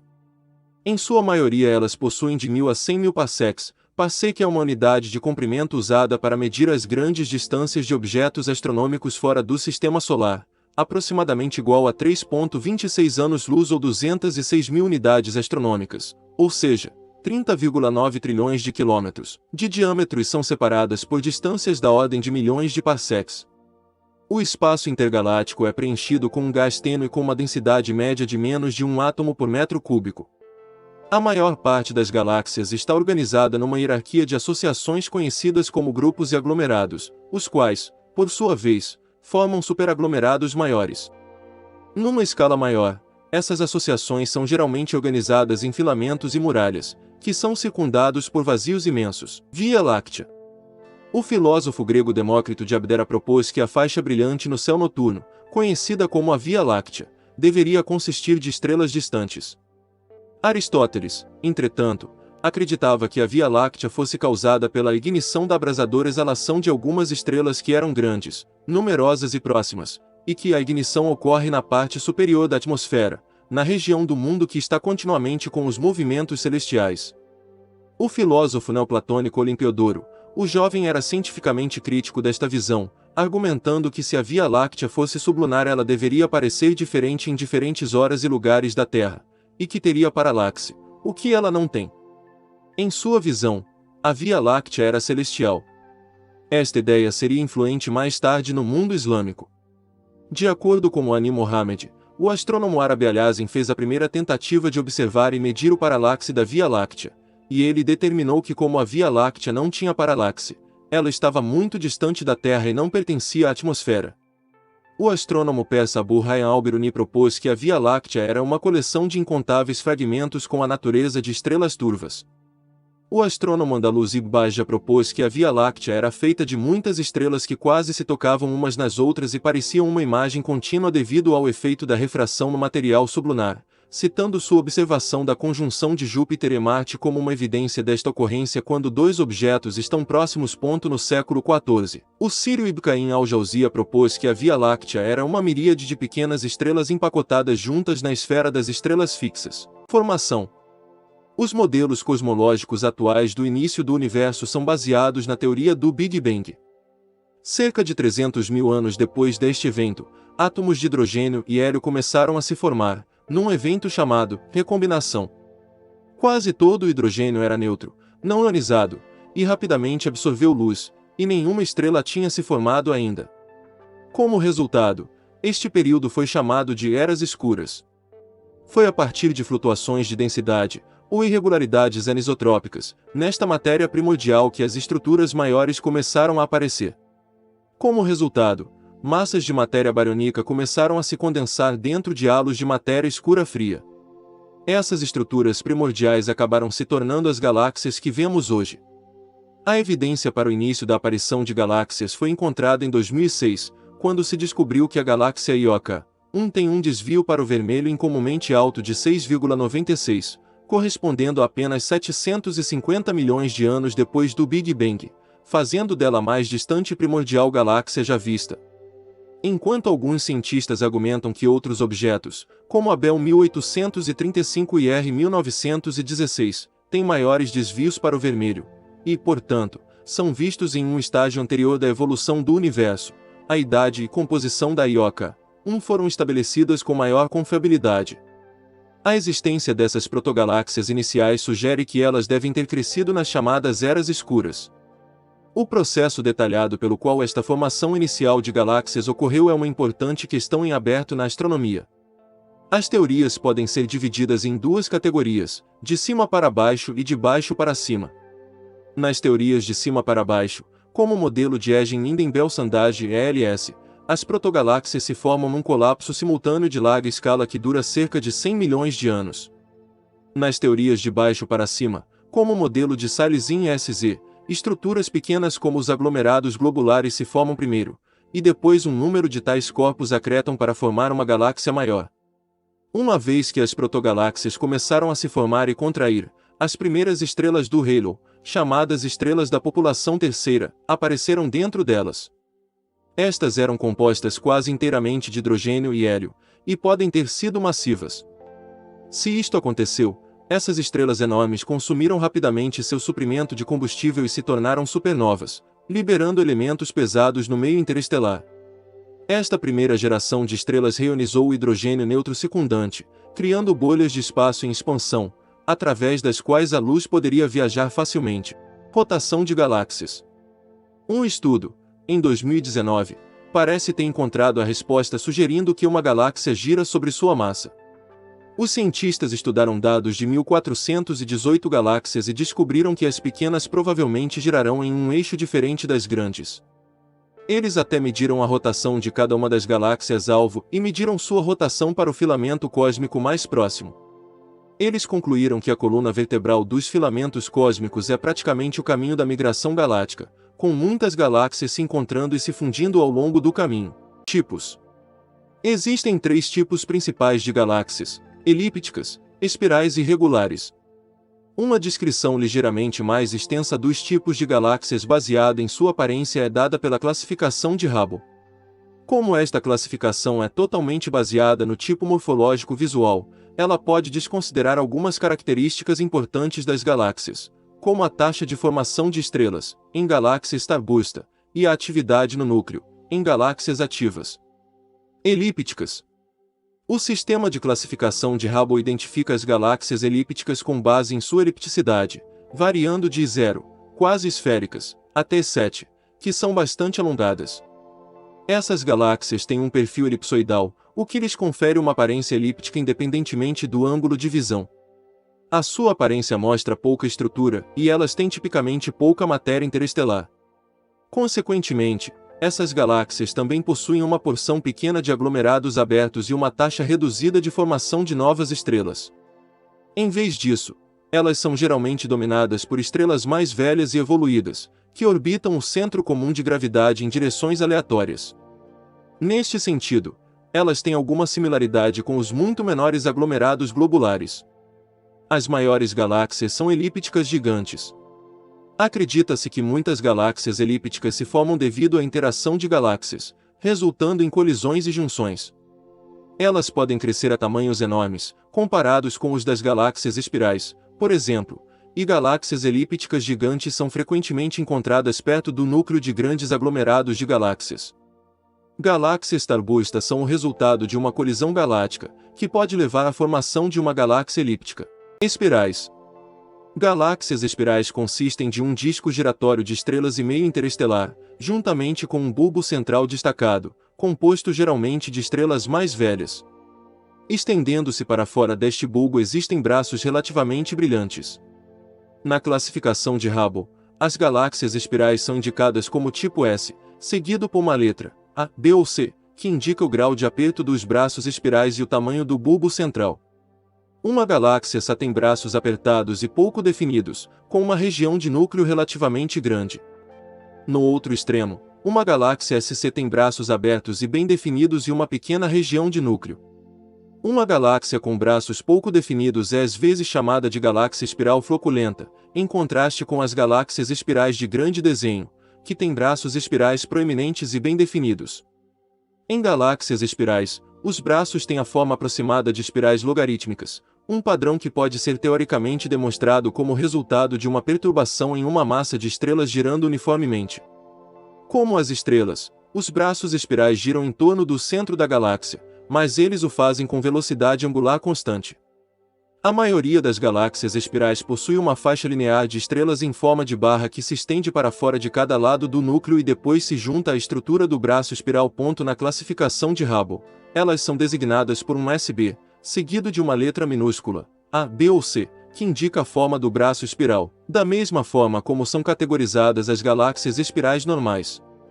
Acredita-se que as barras sejam estruturas temporárias que podem ocorrer como resultado de uma onda de densidade irradiando-se para fora do núcleo, ou devido a uma interação de maré com outra galáxia. Muitas galáxias espirais barradas são ativas, possivelmente como resultado de gás sendo canalizado para o núcleo ao longo dos braços. A Via Láctea é uma grande galáxia espiral barrada em forma de disco, com cerca de 30.000 parsecs de diâmetro e 1.000 parsecs de espessura. Ela contém cerca de 200 bilhões de estrelas. E tem uma massa total de 600 bilhões de vezes a massa do Sol. Galáxias peculiares são formações galácticas que desenvolvem propriedades não usuais devido a interações de maré com outras galáxias. Um exemplo disto é a galáxia em anel, que possui uma estrutura de estrelas e meio interestelar em forma de anel, circundando um núcleo vazio. Acredita-se que uma galáxia em anel acontece quando uma galáxia pequena passa pelo núcleo de uma galáxia espiral. Um evento desses pode ter afetado a galáxia de Andrômeda, uma vez que ela apresenta uma estrutura multi-anel quando observada pela radiação infravermelha. Uma galáxia lenticular é uma forma intermediária que possui propriedades tanto de galáxias elípticas quanto de espirais. Elas são categorizadas como tipo S0 na classificação de Hubble e possuem braços espirais mal definidos, com um halo elíptico de estrelas. Galáxias lenticulares barradas são denominadas SB0 na classificação de Hubble. Além das classificações mencionadas acima, existe um número de galáxias que não podem ser prontamente classificadas na morfologia espiral ou elíptica. Essas são classificadas como galáxias irregulares. Uma galáxia Iri possui alguma estrutura, mas não se alinha adequadamente com a classificação de Hubble. Galáxias I2 não possuem qualquer estrutura que se pareça com a classificação de Hubble e podem ter sido rompidas. Exemplos próximos de galáxias irregulares, anãs, são as nuvens de Magalhães. Anãs. Apesar da proeminência das grandes galáxias elípticas e espirais, a maioria das galáxias no universo parecem ser anãs. Elas são relativamente pequenas quando comparadas com outras formações galácticas, tendo cerca de 1/100º do tamanho da Via Láctea e contendo apenas alguns bilhões de estrelas. Galáxias anãs ultracompactas recentemente descobertas têm apenas 100 parsecs de largura. Muitas galáxias anãs podem orbitar uma galáxia maior. A Via Láctea tem pelo menos uma dúzia desses satélites, estimando-se que haja de 300 a 500 ainda desconhecidos. Galáxias anãs podem ser classificadas também como elípticas, espirais ou irregulares. Como as pequenas anãs elípticas têm pouca semelhança com as grandes elípticas, elas são frequentemente chamadas galáxias anãs esferoidais. Um estudo de 27 vizinhas da Via Láctea descobriu que em todas as galáxias anãs, a massa central é de aproximadamente 10 milhões de massas solares, independentemente de se a galáxia possui milhares ou milhões de estrelas.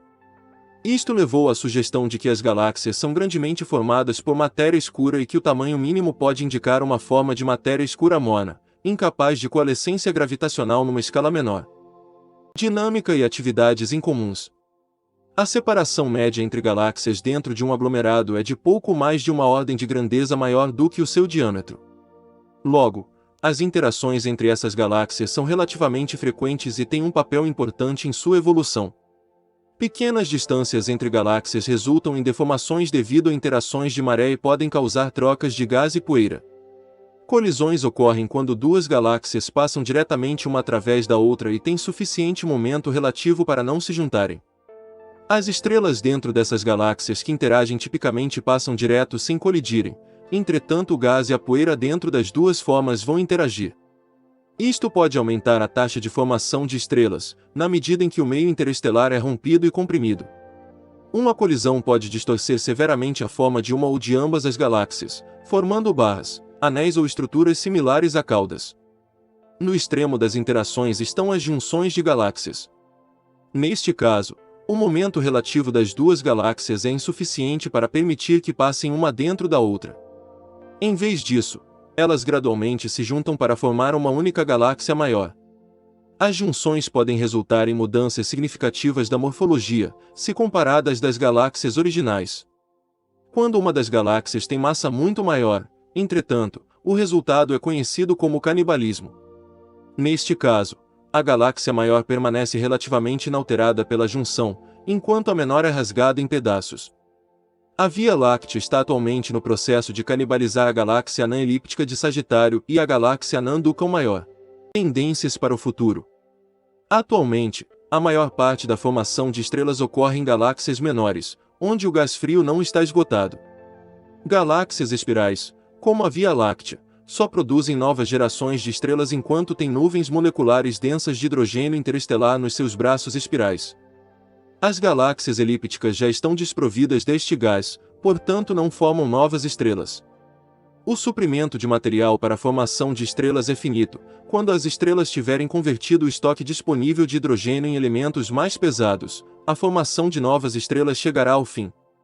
Acredita-se que a atual era de formação de estrelas vai continuar por até 100 bilhões de anos, e então a era estelar se concluirá depois de cerca de 10 trilhões a 100 trilhões de anos, quando as menores e mais longevas estrelas, as pequenas anãs vermelhas, começarem a morrer.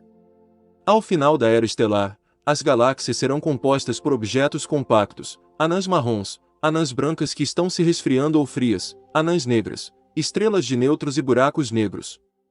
Ao final, como resultado do relaxamento gravitacional, todas as estrelas cairão nos buracos negros supermaciços ou serão arremessadas para o espaço intergaláctico, como resultado de colisões.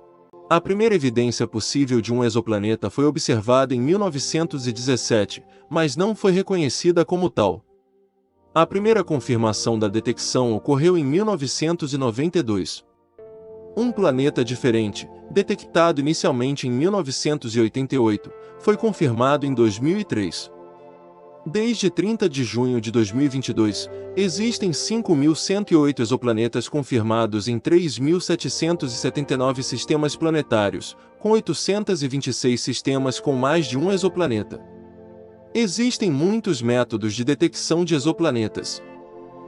A fotometria de trânsito e a espectroscopia Doppler foram as que mais encontraram, mas esses métodos sofrem de um claro viés observacional que favorece a detecção de planetas próximos à estrela. Assim, 85% dos exoplanetas detectados estão dentro da zona de bloqueio de maré.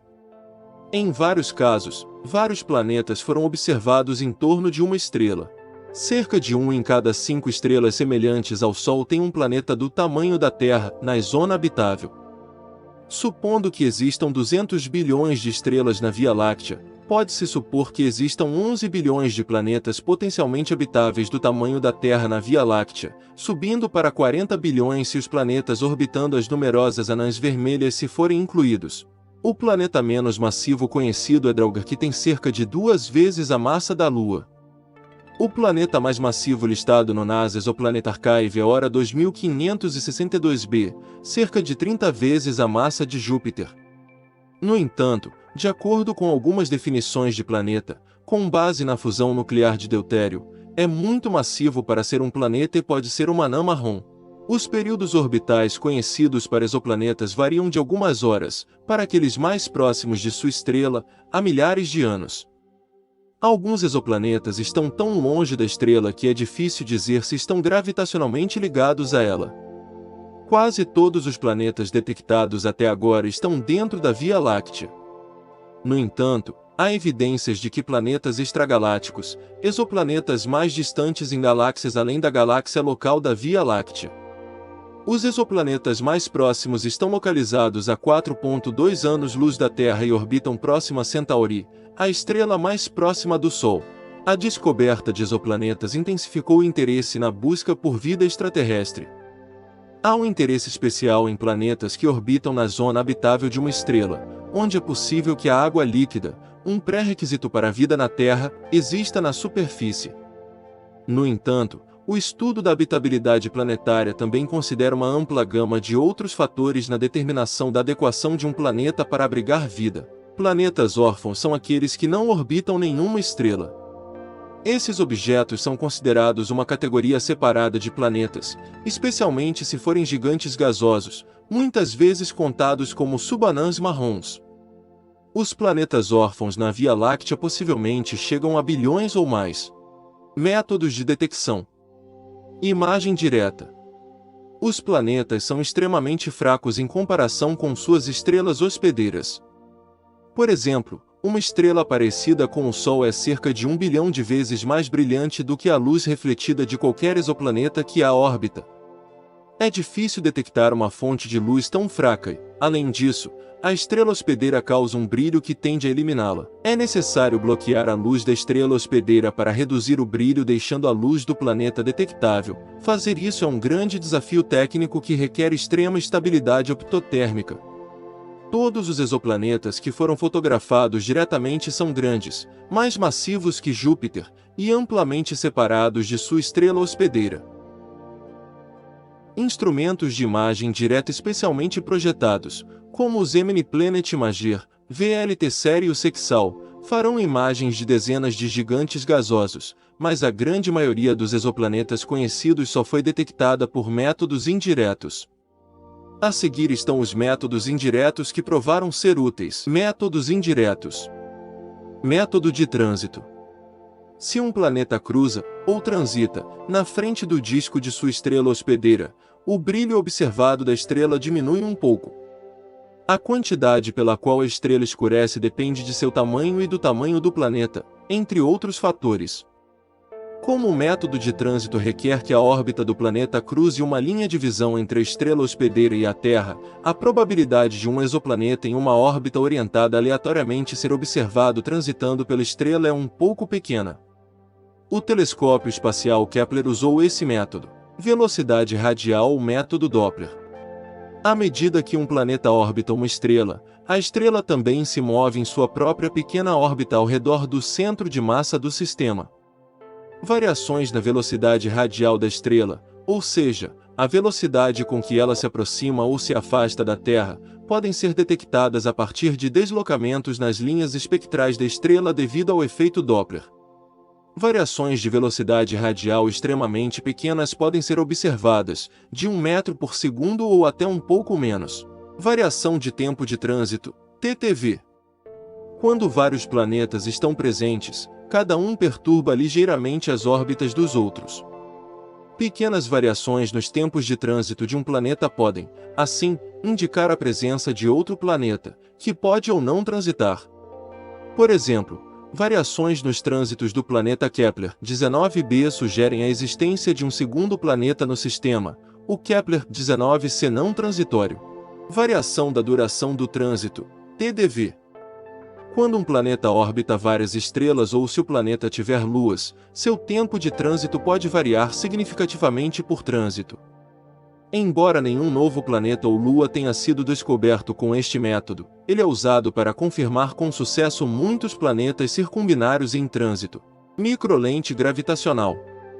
A microlente ocorre quando o campo gravitacional de uma estrela age como uma lente, ampliando a luz de uma estrela distante de fundo. Os planetas que orbitam a estrela de lente podem causar anomalias detectáveis na ampliação à medida que varia ao longo do tempo. Ao contrário da maioria dos outros métodos que têm viés de detecção para planetas com órbitas pequenas, ou para imagens resolvidas, grandes, o método de microlente é mais sensível para detectar planetas em torno de 1 a 10 unidades astronômicas de distância de estrelas semelhantes ao Sol. Astrometria. A astrometria consiste em medir com precisão a posição de uma estrela no céu e observar as mudanças nessa posição ao longo do tempo. O movimento de uma estrela devido à influência gravitacional de um planeta pode ser observável. Como o movimento é tão pequeno, no entanto, esse método ainda não foi muito produtivo.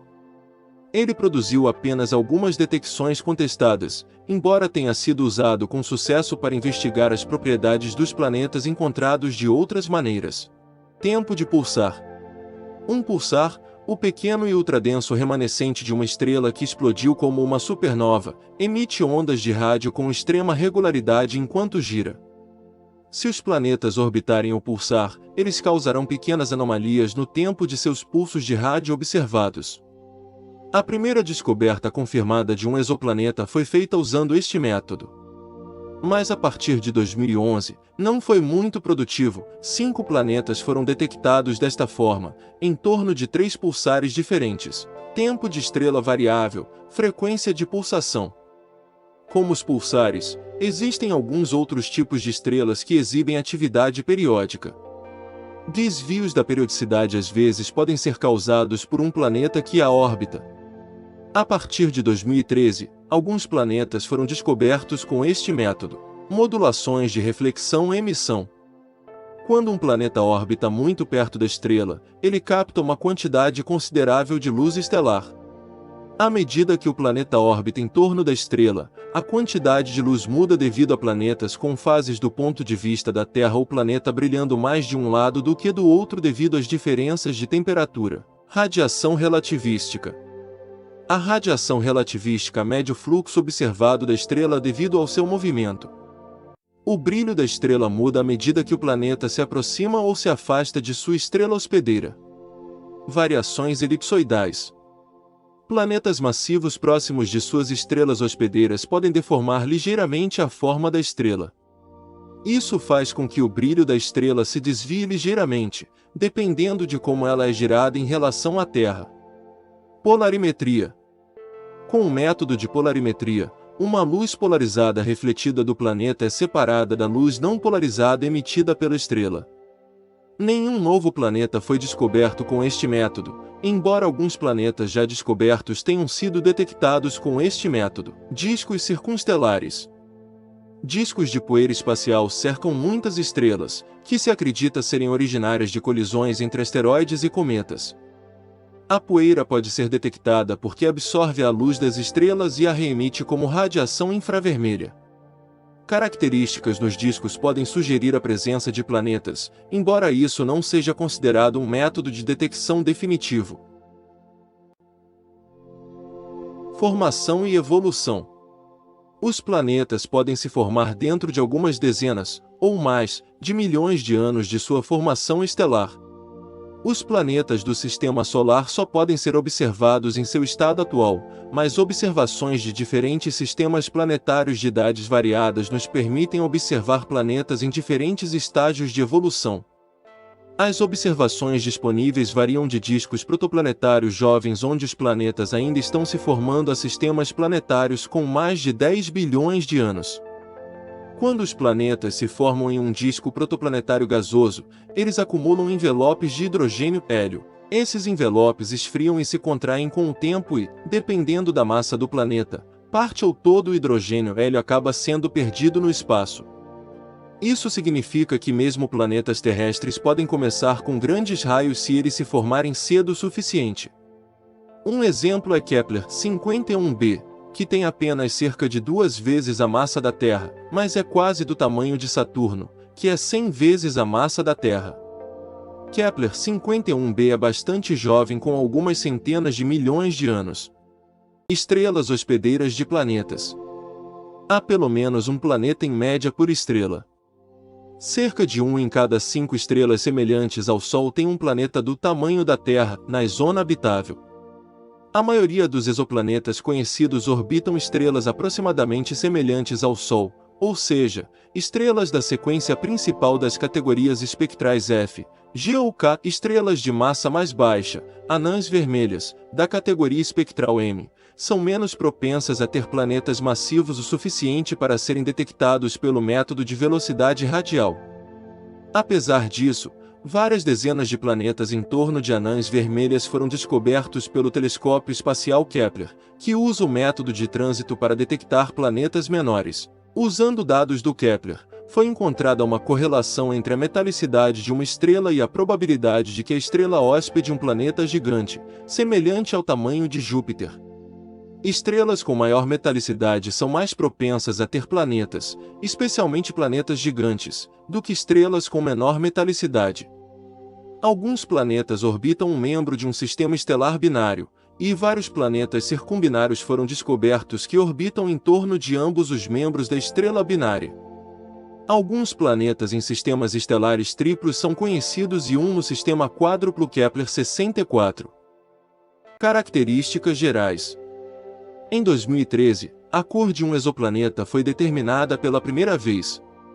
As medições de albedo de melhor ajuste de HD 189.733b sugerem que é azul escuro profundo.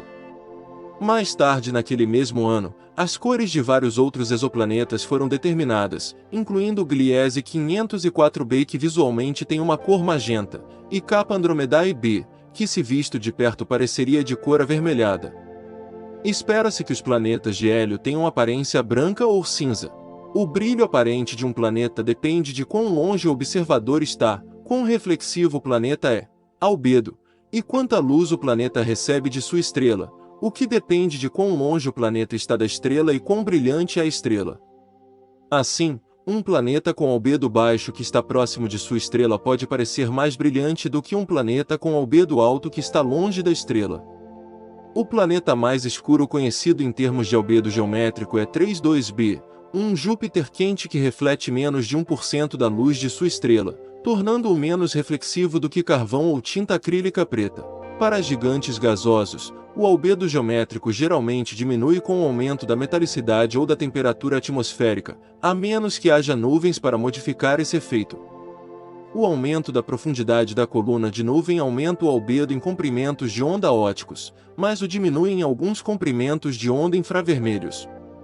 O albedo óptico aumenta com a idade, porque os planetas mais antigos têm profundidades de coluna de nuvens mais altas. O albedo óptico diminui com o aumento da massa, porque os planetas gigantes de massa mais alta têm gravidades superficiais mais altas, o que produz profundidades de coluna de nuvens mais baixas. Além disso, as órbitas elípticas podem causar grandes flutuações na composição atmosférica, o que pode ter um efeito significativo. Há mais emissão térmica do que reflexão em alguns comprimentos de onda do infravermelho próximo para gigantes gasosos massivos e ou jovens. Portanto, embora o brilho óptico seja totalmente dependente da fase, isso nem sempre é o caso no infravermelho próximo. As temperaturas dos gigantes gasosos diminuem com o tempo e com a distância de sua estrela. Ao baixar a temperatura aumenta o albedo óptico mesmo sem nuvens. A uma temperatura suficientemente baixa, formam-se nuvens de água, que aumentam ainda mais o albedo óptico. Em temperaturas ainda mais baixas, nuvens de amônia se formam, resultando em albedos mais altos na maioria dos comprimentos de onda ópticos e infravermelhos próximos. Campo magnético. Em 2014, um campo magnético em torno de HD 209.458b foi inferido pela forma como o hidrogênio estava evaporando do planeta.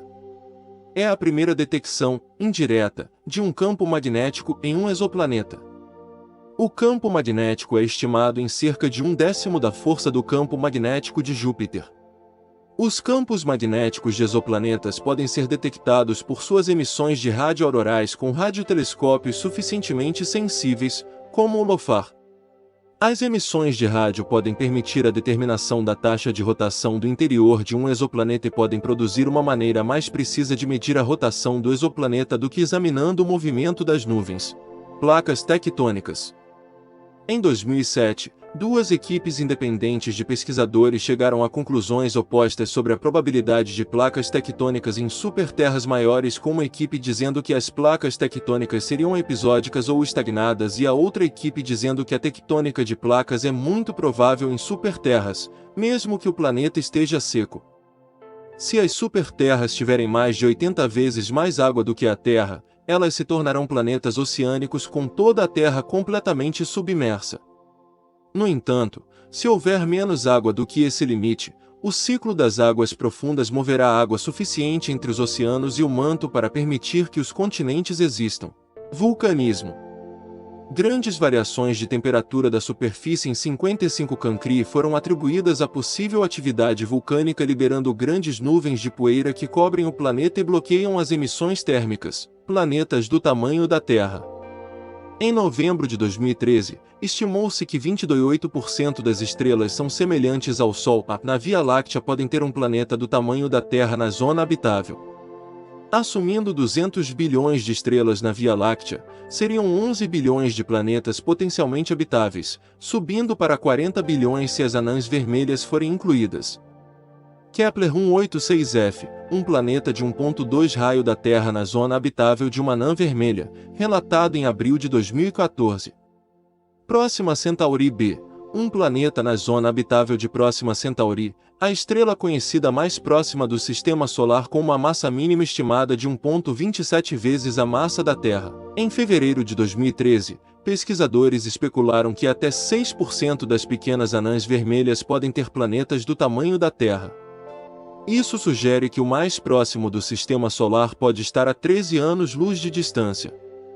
A distância estimada aumenta para 21 anos-luz quando é utilizado um intervalo de confiança de 95%. Em março de 2013, uma estimativa revisada deu uma taxa de ocorrência de 50% para planetas do tamanho da Terra na zona habitável de anãs vermelhas. Com 1,63 vezes o raio da Terra, Kepler 452b é o primeiro planeta quase do tamanho da Terra descoberto na zona habitável em torno de uma estrela semelhante ao Sol de classe G2. Talvez estejamos próximos de encontrar vida em algum exoplaneta. O Sistema Solar é um dos temas mais fascinantes e inspiradores da astronomia, pois representa o nosso próprio cantinho no vasto cosmos. Composto por um conjunto de corpos celestes que orbitam ao redor do Sol, nosso Sistema Solar oferece uma janela para a compreensão da formação, evolução e a complexidade do universo. Composição e estrutura. O Sistema Solar é composto por uma estrela central, o Sol, e todos os objetos celestes que estão sob sua influência gravitacional. Além do Sol, os principais componentes do Sistema Solar incluem planetas, luas, asteroides, cometas e meteoroides. Exploração do Sistema Solar. A exploração do Sistema Solar tem sido uma parte importante da exploração espacial. Missões robóticas e missões tripuladas ajudaram a aumentar nossa compreensão dos planetas, luas e outros corpos celestes. Missões como a Apollo levaram astronautas à Lua, enquanto missões como a Voyager exploraram os planetas exteriores e além. Em resumo, o Sistema Solar é um lugar fascinante e cheio de maravilhas, com uma variedade de corpos celestes que continuam a desafiar nossa compreensão e a inspirar a exploração espacial. À medida que a tecnologia avança, podemos esperar aprender ainda mais sobre os mistérios do Sistema Solar e do universo além. Outros corpos celestes. Além dos planetas, o Sistema Solar inclui outros corpos celestes, como asteroides, cometas, meteoroides e satélites naturais, luas. Esses corpos têm papéis importantes na dinâmica e evolução do Sistema Solar. O estudo do sistema solar é vital para entender a origem e evolução do nosso sistema planetário e, por extensão, a busca por vida fora da Terra. A exploração contínua do sistema solar através de missões espaciais nos proporciona novas descobertas e insights sobre a natureza e complexidade de nosso universo. Através dessa exploração, podemos expandir nosso conhecimento sobre o sistema solar e, quem sabe, desvendar os mistérios do espaço ainda não revelados. O Sol, nossa estrela vital. O Sol, uma esfera de plasma incandescente, é o coração pulsante do nosso sistema solar. Sendo uma estrela de tipo G, é a fonte primária de energia que sustenta a vida e impulsiona os processos climáticos e ambientais na Terra e em outros corpos celestes ao seu redor. Estrutura e composição. O Sol possui uma estrutura complexa composta por várias camadas distintas. Núcleo. O núcleo é a região central do Sol, onde ocorrem reações nucleares. Nessas reações, o hidrogênio é fundido para formar hélio, liberando uma enorme quantidade de energia na forma de luz e calor. Zona de radiação. Acima do núcleo, a zona de radiação é uma região densa onde a energia gerada no núcleo é transmitida na forma de radiação e fótons de luz. Zona de convecção. A zona de convecção é a camada mais externa do núcleo solar, onde a energia é transferida através de movimentos de convecção, semelhantes à ebulição da água em uma panela. Fotosfera. A fotosfera é a superfície visível do Sol, onde a luz e o calor irradiam para o espaço. É a parte que vemos quando olhamos para o Sol, apresentando manchas solares e outras características. Cromosfera e coroa. Acima da fotosfera estão a cromosfera e a coroa solar, que são camadas extremamente quentes e tênues, estendendo-se por milhares de quilômetros do núcleo. A coroa é visível durante os eclipses solares, revelando uma auréola brilhante ao redor do Sol. Energia e processos. O Sol é uma usina nuclear natural que converte cerca de 4,2 milhões de toneladas de massa em energia a cada segundo. Essa energia é liberada na forma de radiação eletromagnética, incluindo luz visível, raios ultravioleta e raios X. Os processos de fusão nuclear no núcleo do Sol envolvem a fusão de átomos de hidrogênio para formar hélio, liberando quantidades massivas de energia de acordo com a famosa equação de Einstein. Importância para o sistema solar. O Sol desempenha um papel fundamental na manutenção do equilíbrio ecológico e climático em nosso sistema solar. Ele fornece luz e calor, que são essenciais para a fotossíntese, portanto, para a vida na Terra. Além disso, sua gravidade mantém os planetas e outros corpos celestes em órbita. Exploração e estudo contínuo. Desde os tempos antigos, os humanos observam e estudam o Sol. Com o avanço da tecnologia, a exploração do Sol se tornou mais sofisticada. Missões espaciais, como a sonda Solar Parker da NASA, estão nos fornecendo informações valiosas sobre a física do Sol e o comportamento de sua coroa. Mercúrio, o planeta mais próximo do Sol. Mercúrio, o primeiro planeta do Sistema Solar, é uma esfera rochosa localizada mais próxima do Sol. Devido à sua proximidade à estrela, ele experimenta extremos de temperatura e possui características únicas que o distinguem dos outros planetas. Características físicas. Tamanho e composição. Mercúrio é o menor planeta do Sistema Solar, com um diâmetro de aproximadamente 4.880 km, cerca de 38% do diâmetro da Terra. É composto principalmente de rochas e metais, sendo um planeta terrestre, sem atmosfera significativa. Topografia. Sua superfície é repleta de crateras resultantes de colisões com asteroides e cometas ao longo de milhões de anos. Também possui falhas e escarpas, indicando atividade tectônica passada. Órbita e rotação. Mercúrio tem uma órbita elíptica e uma rotação muito lenta. Ele leva cerca de 88 dias terrestres para completar uma órbita ao redor do Sol, mas, surpreendentemente, leva 59 dias para completar uma rotação sobre seu próprio eixo. Isso significa que um dia em Mercúrio, de um nascer do Sol ao próximo, dura aproximadamente 176 dias terrestres. Ambiente extremo. Temperaturas extremas. Mercúrio é conhecido pelas temperaturas extremas de sua superfície.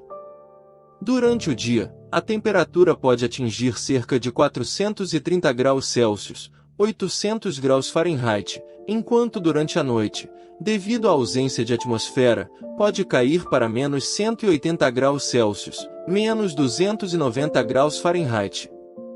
A ausência de atmosfera. Mercúrio tem uma atmosfera muito fina, composta principalmente de vestígios de gases como hélio, sódio e potássio. Sua falta de uma atmosfera densa não consegue reter o calor, contribuindo para suas variações extremas de temperatura. Importância e futuras pesquisas. Estudar Mercúrio é fundamental para entender a evolução dos planetas terrestres e os processos físicos que moldam os mundos rochosos. Além disso, sua proximidade com o Sol torna um ponto crucial para entender os efeitos da radiação solar e o contexto das condições extremas de outros exoplanetas. Vênus, o planeta infernal. Vênus, frequentemente chamado de gêmeo da Terra, é o segundo planeta do Sistema Solar e tem características únicas e extremas que o tornam um dos corpos celestes mais intrigantes para os cientistas. Características físicas. Tamanho e composição. Vênus é aproximadamente do mesmo tamanho que a Terra, com um diâmetro de cerca de 12.104 km, tornando o planeta mais próximo em tamanho ao nosso. É um planeta rochoso, composto principalmente de silicatos. Atmosfera espessa. O aspecto mais notável de Vênus é sua atmosfera densa e opaca, composta principalmente de dióxido de carbono, com traços de ácido sulfúrico. Essa atmosfera é cerca de 90 vezes mais densa do que a da Terra e cria um efeito estufa extremamente intenso, levando a temperaturas de superfície extremamente altas. Condições superficiais extremas. Temperatura.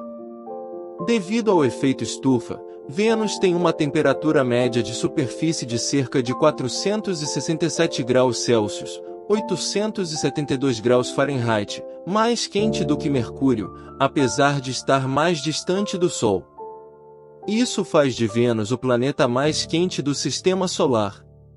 Pressão. A pressão atmosférica em Vênus é cerca de 92 vezes maior do que a da Terra, equivalente à pressão em profundidades oceânicas muito profundas. Essa pressão é suficiente para esmagar naves espaciais não projetadas para suportá-la. Superfície vulcânica. A superfície de Vênus é marcada por planícies vulcânicas vastas, montanhas escarpadas e grandes crateras de impacto. Muitas de suas características são nomeadas em homenagem a figuras históricas e mitológicas femininas, como a rainha de Espanha Isabela, deusa grega Afrodite e a famosa rainha do Antigo Egito, Cleópatra. Importância científica. O estudo de Vênus é essencial para entender os extremos climáticos e a evolução dos planetas rochosos, bem como para ajudar a melhorar nossa compreensão das mudanças climáticas na Terra. Além disso, a pesquisa em Vênus pode fornecer informações valiosas sobre a busca por vida em exoplanetas com atmosferas semelhantes. Terra, nosso precioso planeta azul. A Terra é um planeta incrivelmente especial e diversificado que orbita ao redor do Sol, fornecendo o ambiente perfeito para a vida prosperar. É o terceiro planeta a partir do Sol em nosso sistema solar e tem uma rica história geológica, climática e biológica. Estrutura e composição. Camadas da Terra. A Terra possui várias camadas distintas, incluindo a crosta, o manto, o núcleo externo e o núcleo interno. A crosta é a camada mais fina e sólida que forma a superfície do planeta. Abaixo dela está o manto, composto por rochas e minerais em estado semissólido. O núcleo é a camada mais interna e consiste principalmente de ferro e níquel. Hidrosfera. Cerca de 71% da superfície da Terra é coberta por água, formando oceanos, mares, rios e lagos. A água é essencial para a vida e desempenha um papel crucial no equilíbrio climático do planeta. A atmosfera. A atmosfera é uma camada de gases que envolve a Terra, fornecendo oxigênio vital para a respiração e proteção contra a radiação solar nociva. Consiste principalmente de nitrogênio, 78%, e oxigênio, 21%. Vida na Terra. Diversidade biológica.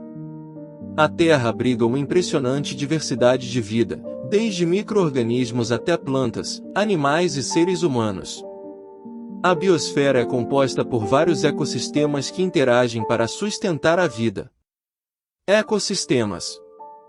Os ecossistemas variam desde florestas tropicais densas até desertos áridos, cada um com suas próprias características únicas de flora e fauna. Cada ecossistema desempenha um papel vital no equilíbrio ecológico global.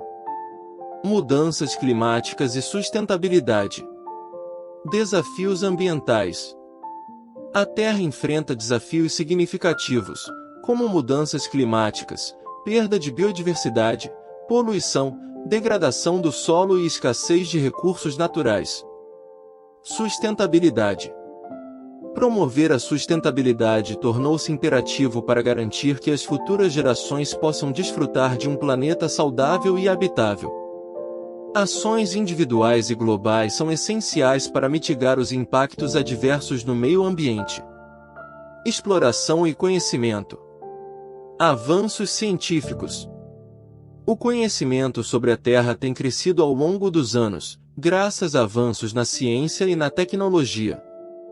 Satélites, observações, estudos de campo e modelagem contribuem para nossa compreensão da Terra e seus processos.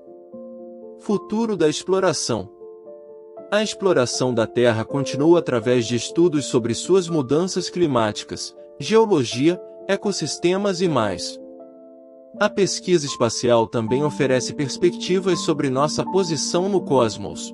Marte, o planeta vermelho.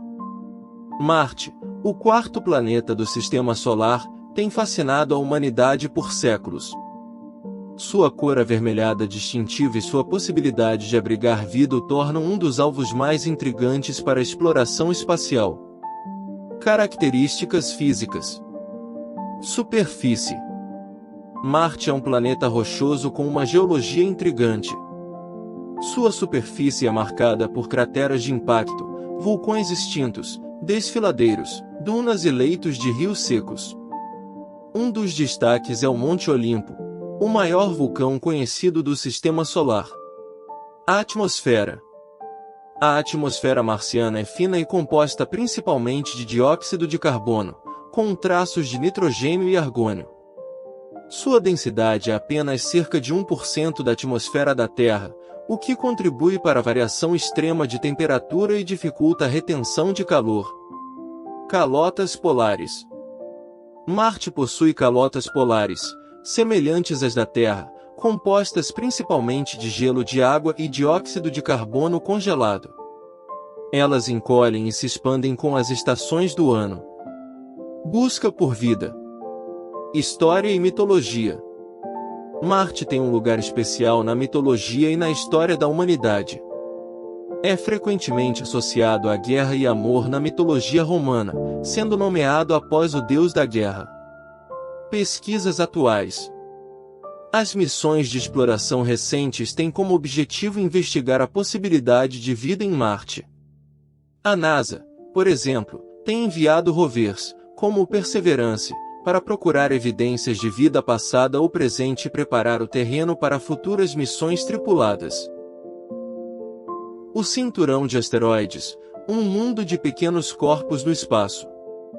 O cinturão de asteroides é uma região do Sistema Solar localizada entre as órbitas de Marte e Júpiter, onde uma densa concentração de asteroides orbita o Sol. Descoberta e história. Descobrimento. O primeiro asteroide a ser descoberto foi Ceres, por Giuseppe Piaggi em 1801. Posteriormente, outros asteroides foram identificados à medida que a tecnologia e os telescópios avançavam. Nome: o termo asteroide foi cunhado por William Herschel em 1802, derivando do grego asteroides, que significa parecido com uma estrela.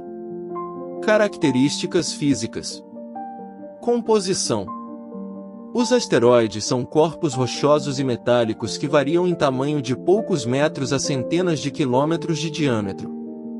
Eles são compostos principalmente de silicatos, metais e outros elementos. Tamanhos: os asteroides podem ter uma grande variedade de tamanhos. Os maiores são Ceres, Vesta, Pallas e Hygieia, que têm centenas de quilômetros de diâmetro. No entanto, a maioria dos asteroides são muito menores, com apenas alguns metros de tamanho. Órbita e distribuição. Órbita: os asteroides no cinturão de asteroides orbitam o Sol entre Marte e Júpiter. Suas órbitas podem ser mais ou menos elípticas, e suas inclinações e excentricidades variam. Distribuição: os asteroides não estão distribuídos uniformemente no cinturão. Eles tendem a se agrupar em famílias, que são agrupamentos de asteroides com órbitas semelhantes e composições relacionadas. Estudo e exploração. Observações terrestres. Os asteroides são frequentemente observados a partir da Terra usando telescópios ópticos e instrumentos especiais para estudar suas características físicas, composição e órbitas. Ceres, o mundo de água e mistério. Ceres é um planeta anão, o maior objeto no cinturão de asteroides que se encontra entre as órbitas de Marte e Júpiter. Descoberto em 1801 pelo astrônomo italiano Giuseppe Piaggi, Ceres foi o primeiro objeto a ser chamado de asteroide e, mais tarde, foi reclassificado como um planeta anão pela União Astronômica Internacional em 2006. Características físicas. Tamanho e composição. Ceres tem um diâmetro de cerca de 940 km, tornando-se o maior objeto no cinturão de asteroides. Uma característica fascinante é a presença de água em sua forma de gelo e talvez até mesmo água líquida sob sua superfície. Estudos sugerem que Ceres pode abrigar um oceano subsuperficial. Crateras e montanhas. A superfície de Ceres é marcada por inúmeras crateras de impacto, algumas das quais são surpreendentemente jovens em termos geológicos. Além disso, Ceres apresenta uma montanha central espetacular na cratera Occator, chamada Una Mons, que é única no Sistema Solar. Missão Dawn. Descobertas da missão. A missão Dawn, lançada pela NASA em 2007, chegou a Ceres em 2015 e proporcionou uma visão sem precedentes do planeta anão. Descobertas notáveis incluem a presença de água em forma de gelo e sais em manchas brilhantes dentro da cratera Occator, indicando atividade geológica recente e a possibilidade de um oceano subterrâneo. Importância científica. A missão Dawn transformou nossa compreensão de Ceres e nos deu informações valiosas sobre a evolução e a história dos corpos celestes no cinturão de asteroides. Também alimentou o debate sobre a habitabilidade em mundos semelhantes a Ceres. Exploração futura. Embora a missão Dawn tenha terminado em 2018, o interesse em Ceres continua. Futuras missões podem ser planejadas para estudar mais detalhadamente suas características geológicas, sua composição e a busca por sinais de vida ou precursores da vida. Júpiter, o gigante gasoso. Júpiter, o quinto planeta a partir do Sol e o maior do nosso Sistema Solar, é um gigante gasoso com características únicas e impacto significativo em nosso Sistema Solar. Características físicas. Tamanho e composição. Júpiter é um gigante gasoso composto principalmente de hidrogênio e hélio. Com um diâmetro de aproximadamente 142.984 km, é mais de 11 vezes maior que a Terra. Sua massa é impressionante, representando cerca de 2,5 vezes a massa combinada de todos os outros planetas do Sistema Solar. Estrutura interna. Júpiter possui uma estrutura em camadas, com um núcleo rochoso sólido, cercado por camadas de hidrogênio metálico e uma atmosfera exterior. Sua rotação rápida causa um achatamento no polo e um abaulamento no equador, resultando em uma forma mais oval do que esférica. Grande mancha vermelha. Uma das características mais marcantes de Júpiter é a Grande Mancha Vermelha, uma gigantesca tempestade no hemisfério sul que dura séculos. É um dos fenômenos mais persistentes e proeminentes do Sistema Solar. Sistema de anéis. Anéis de Júpiter. Júpiter tem um sistema de anéis, embora sejam tênues e difíceis de detectar a partir da Terra. São compostos principalmente de poeira e pequenos fragmentos de rocha. Luas. Luas galileanas. Júpiter possui 79 luas conhecidas, sendo as 4 luas galileanas as mais famosas: Io, Europa, Ganimedes e Calisto. Elas foram descobertas por Galileu Galilei em 1610 e têm uma variedade de características únicas, incluindo atividade vulcânica, oceanos subterrâneos e atmosferas finas. Saturno, o Senhor dos Anéis. Saturno, o sexto planeta a partir do Sol, é um dos planetas mais reconhecíveis e fascinantes do nosso Sistema Solar, principalmente devido aos seus espetaculares anéis. Características físicas. Tamanho e composição. Saturno é um gigante gasoso, com um diâmetro de aproximadamente 116.464 km, sendo o segundo maior planeta do nosso Sistema Solar, superado apenas por Júpiter. É composto principalmente de hidrogênio e hélio, mas também contém vestígios de água, amônia, metano e outros compostos. Anéis de Saturno. Os anéis de Saturno são uma de suas características mais marcantes. Eles são compostos principalmente de partículas de gelo, poeira e rochas, variando em tamanho desde pequenas partículas até grandes pedaços do tamanho de um prédio. Os anéis são divididos em várias regiões distintas e são visíveis da Terra através de telescópios. Luas. Variedade de luas. Saturno possui um impressionante número de luas, atualmente contabilizando mais de 100 luas conhecidas. Algumas das luas mais conhecidas são Titã, Encélado, Mimas e Jápeto. Cada uma dessas luas tem suas próprias características únicas e contribui para o ambiente diversificado de Saturno. Urano, o gigante gélido inclinado. Urano é um dos planetas mais misteriosos e menos compreendidos do nosso Sistema Solar. Descoberto em 1781 por Sir William Herschel, é o terceiro maior planeta em termos de diâmetro e o quarto em termos de massa. Características físicas. Tamanho e composição. Urano tem um diâmetro de cerca de 51.118 km, tornando-o 4 vezes maior que a Terra. É classificado como um gigante gelado, composto principalmente de hidrogênio e hélio, mas também contém água, amônia e metano. Inclinação axial extrema. Uma das características mais distintivas de Urano é sua inclinação axial extrema. Enquanto a maioria dos planetas tem uma inclinação axial pequena, Urano está inclinado em um ângulo de aproximadamente 98 graus em relação à sua órbita, fazendo com que ele role de lado. Anéis e luas. Urano possui anéis e luas. Seus anéis são finos e escuros, compostos principalmente de partículas de gelo. Ele tem 27 luas conhecidas, com as 5 maiores sendo Miranda, Ariel, Umbriel, Titânia e Oberon. Futuras missões e pesquisas.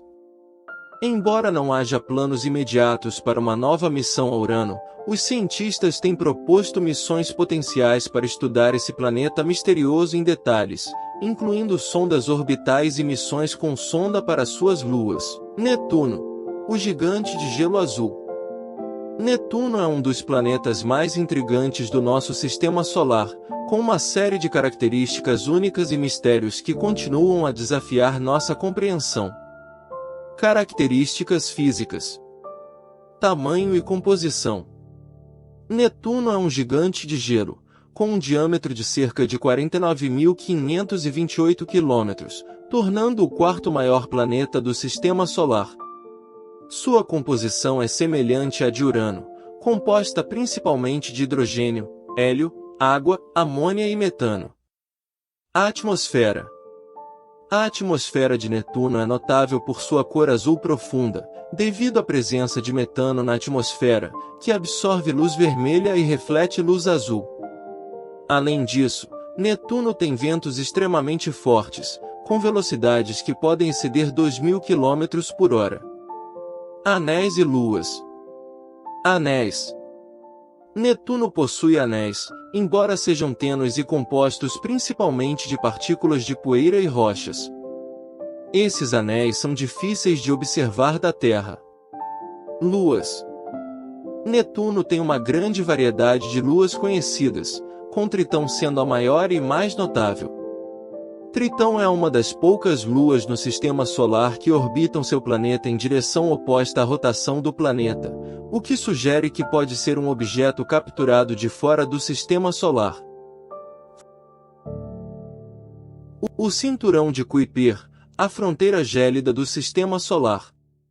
O Cinturão de Kuiper é uma região do Sistema Solar situada além da órbita de Netuno, onde milhares de pequenos corpos gelados orbitam o Sol, oferecendo insights valiosos sobre a formação e evolução do Sistema Solar. Descoberta e história. Descobrimento. O Cinturão de Kuiper foi previsto teoricamente por Kenneth de Gevord em 1943 e Gerard Kuiper em 1951. A existência do cinturão foi confirmada com a descoberta de Plutão em 1930 por Clyde Tombaugh. Nome. O nome de Cinturão de Kuiper é uma homenagem a Gerard Kuiper, o astrônomo holandês-americano que primeiro teorizou sobre sua existência. Características físicas. Composição. O Cinturão de Kuiper é composto principalmente de pequenos corpos gelados, incluindo planetas anões, cometas e outros objetos transnetunianos. Eles são compostos principalmente de gelo, rochas e poeira. Tamanho e variedade. Os corpos do Cinturão de Kuiper variam em tamanho, desde pequenos fragmentos até planetas anões significativamente grandes, como Plutão e Eris. A diversidade desses corpos oferece uma janela única para a história do nosso Sistema Solar. Órbita e distribuição. Órbita. Os corpos do Cinturão de Kuiper orbitam o Sol a distâncias maiores do que a órbita de Netuno, variando de cerca de 30 a 50 unidades astronômicas do Sol. Distribuição. A distribuição dos objetos no cinturão não é uniforme. Eles podem formar famílias dinâmicas ou grupos com órbitas e composições semelhantes, o que pode indicar a presença de corpos progenitores. Estudo e exploração. Observações terrestres. Os objetos no Cinturão de Kuiper são frequentemente observados usando telescópios terrestres e espaciais. Essas observações ajudam a determinar suas órbitas, composições e características físicas. Missões espaciais. Algumas missões espaciais, como a New Horizons, têm explorado e enviado dados sobre planetas anões no Cinturão de Kuiper, como Plutão e Arrokoth. Essas missões fornecem informações valiosas sobre esses objetos distantes. Importância científica e futuro. Origens do Sistema Solar. O estudo do Cinturão de Kuiper é vital para compreender as condições iniciais do Sistema Solar, incluindo a formação dos planetas e a distribuição de matéria. Plutão, o planeta não distante. Plutão é um dos corpos celestes mais intrigantes e controversos do nosso Sistema Solar. Descoberto por Clyde Tombaugh em 1930, Plutão foi inicialmente classificado como o nono planeta do Sistema Solar. No entanto, em 2006, a União Astronômica Internacional reclassificou Plutão como um planeta anão, gerando debates e discussões na comunidade astronômica e no público em geral. Características físicas: tamanho e composição. Plutão é um corpo rochoso e gelado, composto principalmente de gelo de água, metano e amônia. Seu diâmetro é de aproximadamente 2.377 km, tornando-o menor que a Lua da Terra. Plutão possui 5 luas conhecidas, sendo a maior e mais notável, Caronte. Órbita e distância do Sol. Plutão tem uma órbita excêntrica e inclinada, o que significa que sua distância em relação ao Sol varia consideravelmente ao longo de sua órbita. Isso torna, em alguns pontos, o 8º planeta mais distante do Sol, superado ocasionalmente por Netuno. Reclassificação e controvérsias. Mudança de status.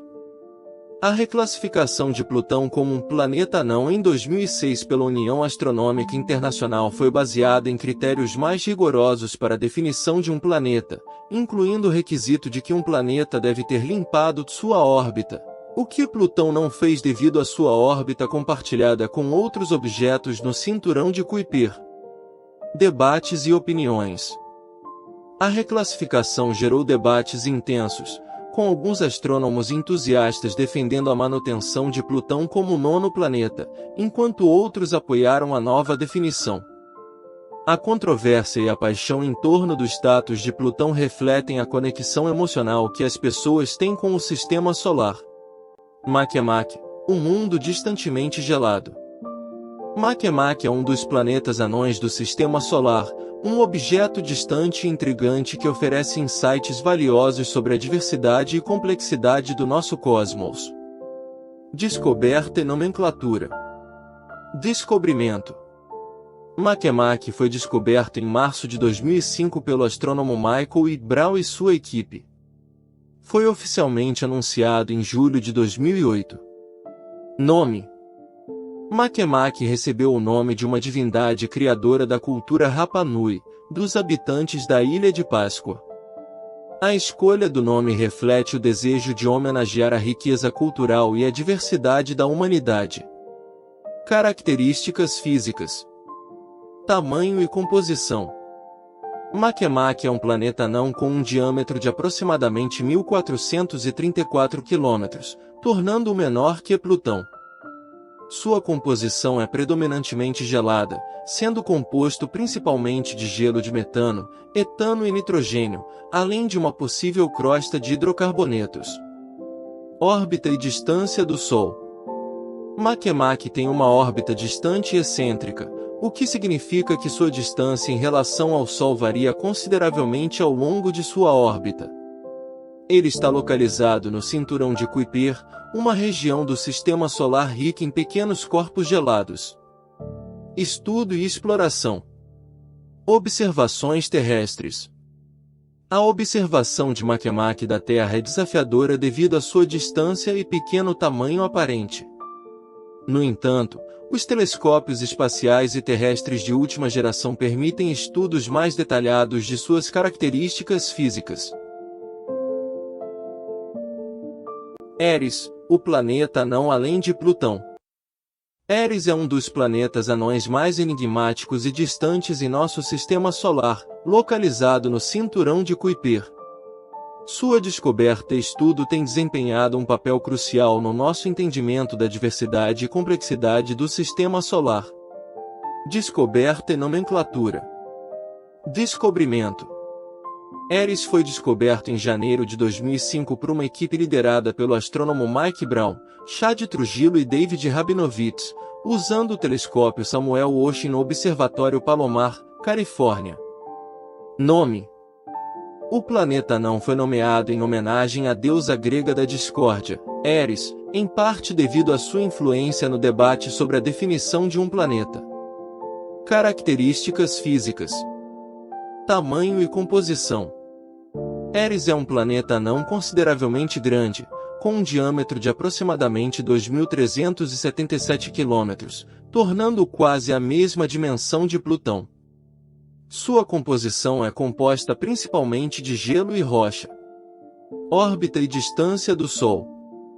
Eris tem uma órbita excêntrica que o leva a uma grande variação de distância do Sol, variando de cerca de 5,7 bilhões a 14,7 bilhões de quilômetros. Isso o torna um dos objetos mais distantes no nosso sistema solar. Controvérsia sobre a definição de planeta. Papel na reclassificação. A descoberta de Eris desencadeou um debate sobre a definição de um planeta. Sua grandeza relativa em comparação com Plutão levou a uma reavaliação da classificação de Plutão como o nono planeta. Em 2006, a União Astronômica Internacional redefiniu Plutão e criou a categoria de planeta não, colocando Plutão e Eris nesta categoria. Haumea, o planeta anão alongado. Haumea é um dos planetas anões mais intrigantes e distintos em nosso sistema solar. Sua forma e características únicas o tornam um objeto fascinante para estudo e exploração. Descoberta e nomenclatura. Descobrimento.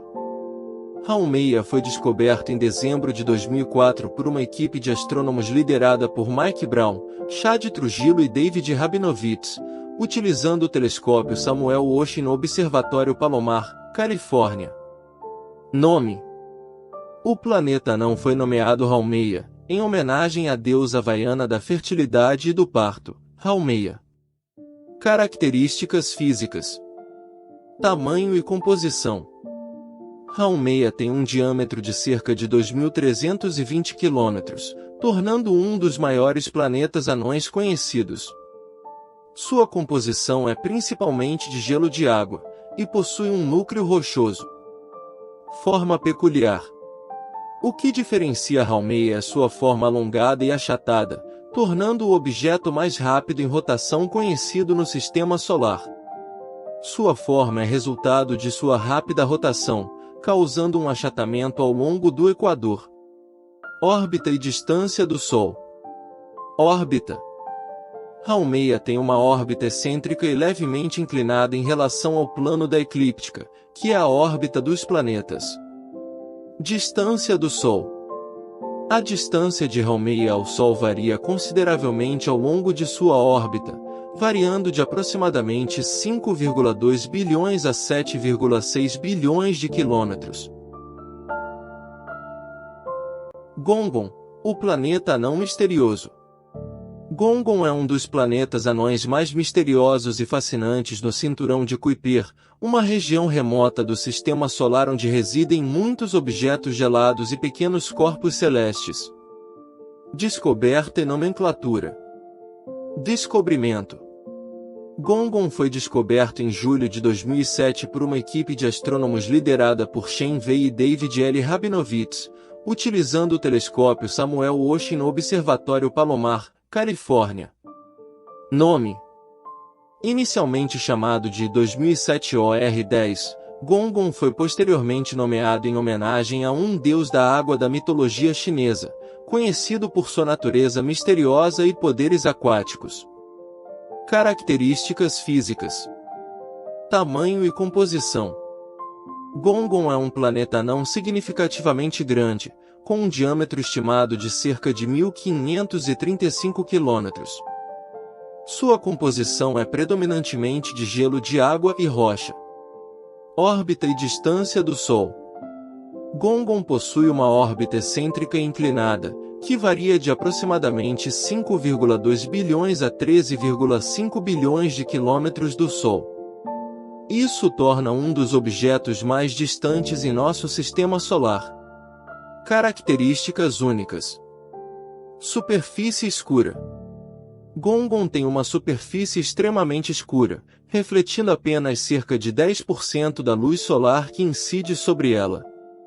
Isso sugere a presença de materiais orgânicos ou carbonosos em sua superfície. Possível atmosfera. Estudos indicam que Gongon pode ter uma tênue atmosfera de metano, embora mais observações sejam necessárias para confirmar essa descoberta. Cometas, viajantes cósmicos. Os cometas são corpos celestes enigmáticos que vagam pelo sistema solar, oferecendo uma visão fascinante de sua composição e origem. Com suas brilhantes caudas e órbitas elípticas, os cometas têm fascinado a humanidade ao longo dos séculos. Descoberta e história. Observações antigas. Os cometas são conhecidos desde a antiguidade, sendo mencionados em registros históricos de várias culturas. Suas aparições eram muitas vezes vistas como presságios ou eventos divinos. Teorias antigas. Os antigos gregos e romanos acreditavam que os cometas eram estrelas cadentes.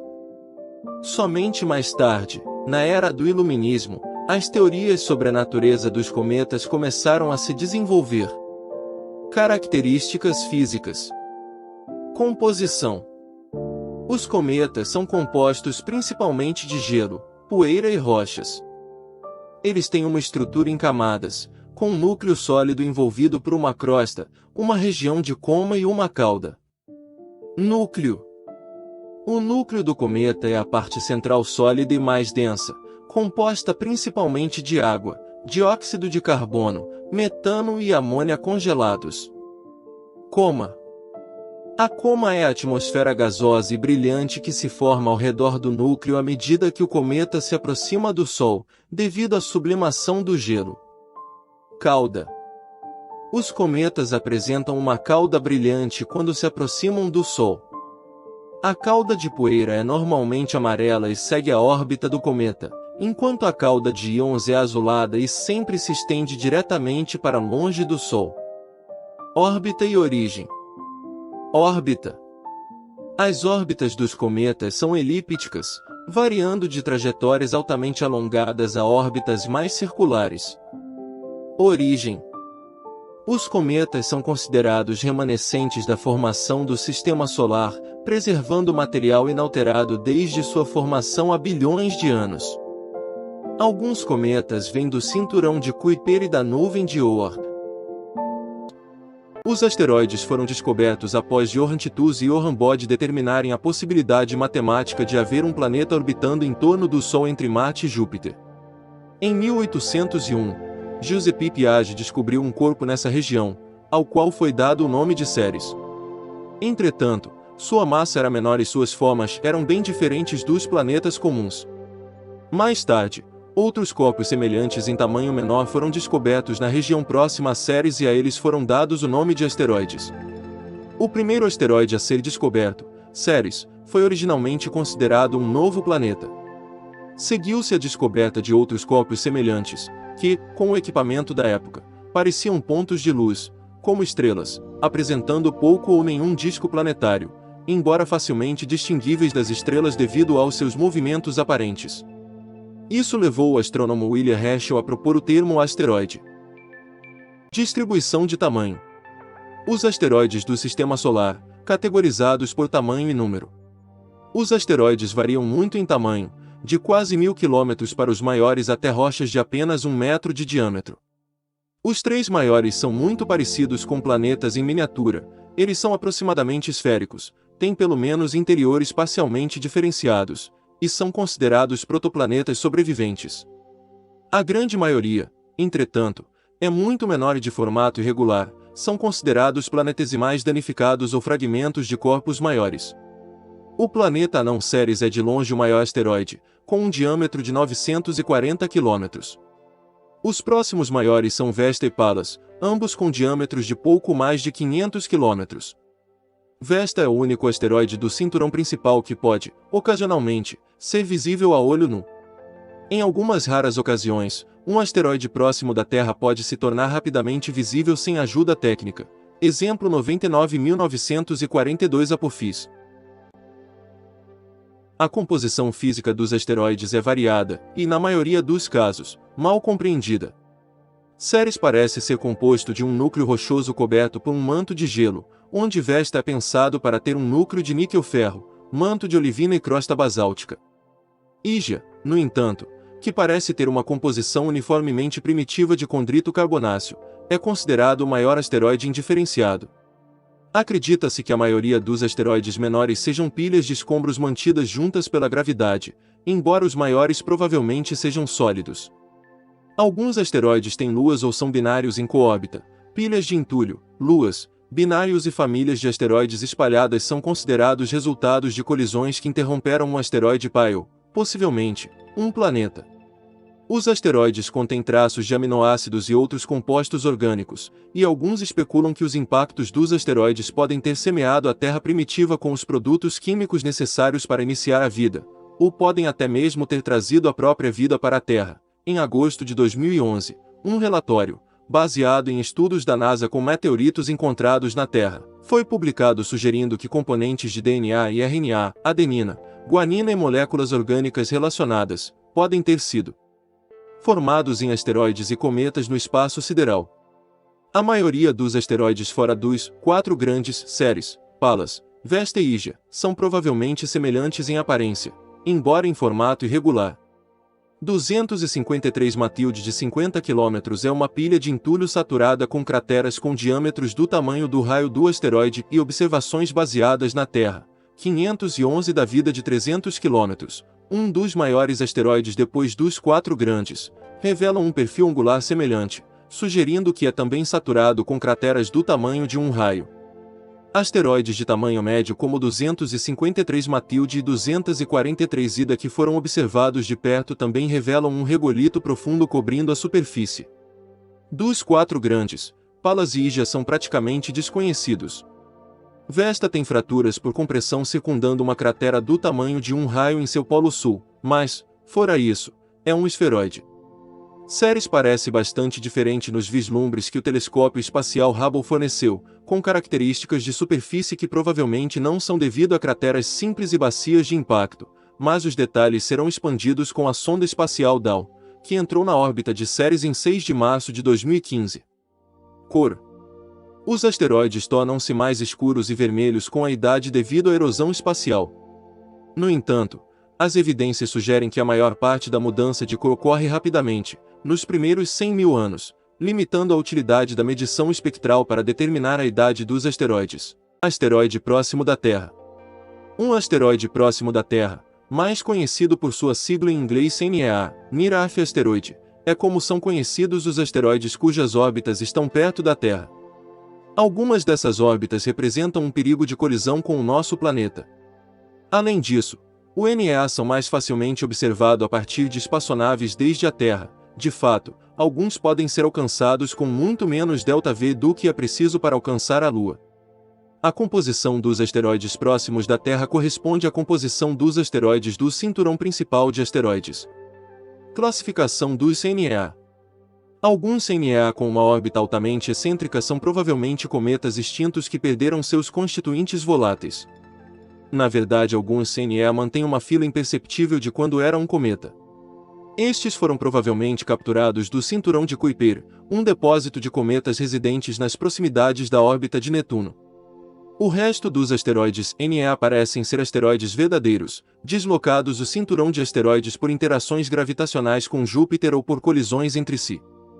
Existem 3 famílias de NEA. Os asteroides Atom, caracterizados por possuírem uma variedade de órbita radial perto de uma unidade astronômica, a distância da Terra ao Sol e apoastro do tamanho do periélio da Terra, o que normalmente é colocado no interior da órbita da Terra. Os asteroides Apolo, com uma variedade de órbita radial maior que a da Terra e um periélio menor do que o afélio da Terra.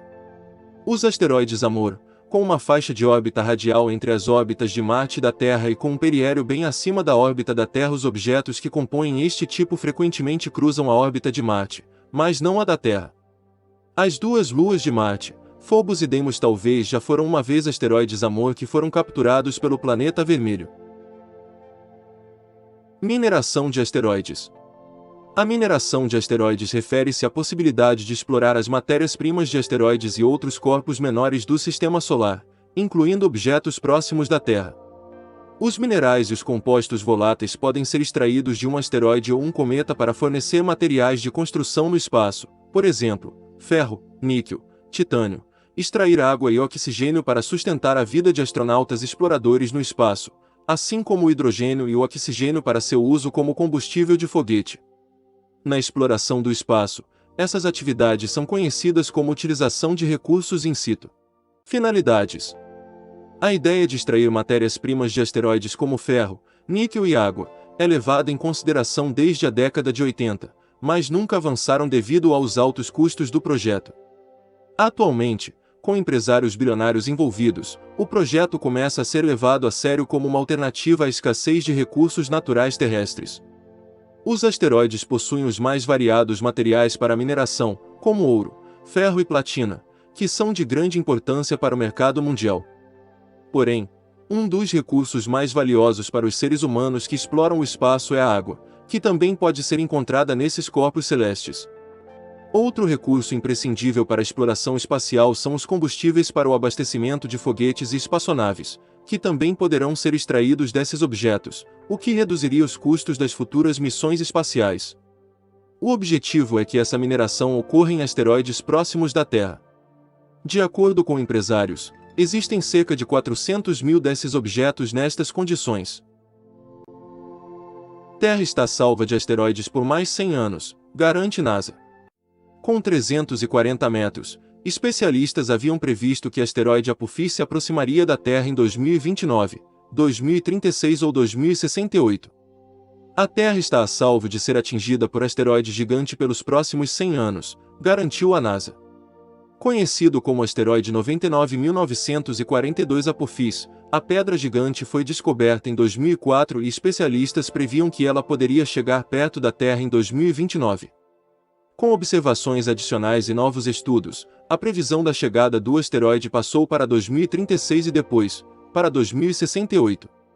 Com 340 metros de comprimento, Apophis é grande o suficiente para ser considerado um perigo ao planeta e está em constante observação. No dia 5 de março, astrônomos aproveitaram para usar novos radares e refinar as previsões de aproximação do asteroide, e concluíram que o encontro com a Terra ainda vai demorar um século. Um impacto em 2068 não é mais uma possibilidade e nossos cálculos não mostram nenhum risco de colisão pelos próximos 100, pelo menos, disse David Farnochia, do Centro de Estudos de Objetos Perto da Terra, da NASA. Com a ajuda de recentes observações ópticas e de radares, a incerteza na órbita de Apophis caiu de centenas de quilômetros para apenas alguns quilômetros quando projetada para 2029. Este conhecimento muito melhorado de sua posição em 2029 fornece mais certeza de seu futuro movimento, então agora podemos remover Apophis da lista de risco. A NASA possui uma tabela de risco de impacto, com objetos e asteroides que se aproximam perigosamente da Terra e monitoram seus movimentos. Agora, com as novas observações, o asteroide Apophis pode ser oficialmente removido da lista. Qual o risco de um asteroide atingir a Terra? Hoje, a NASA monitora 244 objetos próximos à Terra. 177 têm menos de 50 metros de diâmetro e provavelmente não causariam estrago se nos atingissem. Dos 67 que sobram, confira os 5 que têm mais risco. 2007 VK184. Risco de colisão, 0,00076%. Passagem por nossa órbita, junho a novembro. Período perigoso, de 2048 a 2057. Diâmetro, 130 metros. 2007 RY19. Risco de colisão, 0,00065%. Passagem por nossa órbita, abril e outubro. Período perigoso, de 2024 a 2107. Diâmetro, 110 metros. 2008 B7. Risco de colisão, 0,00048%. Passagem por nossa órbita, junho a novembro.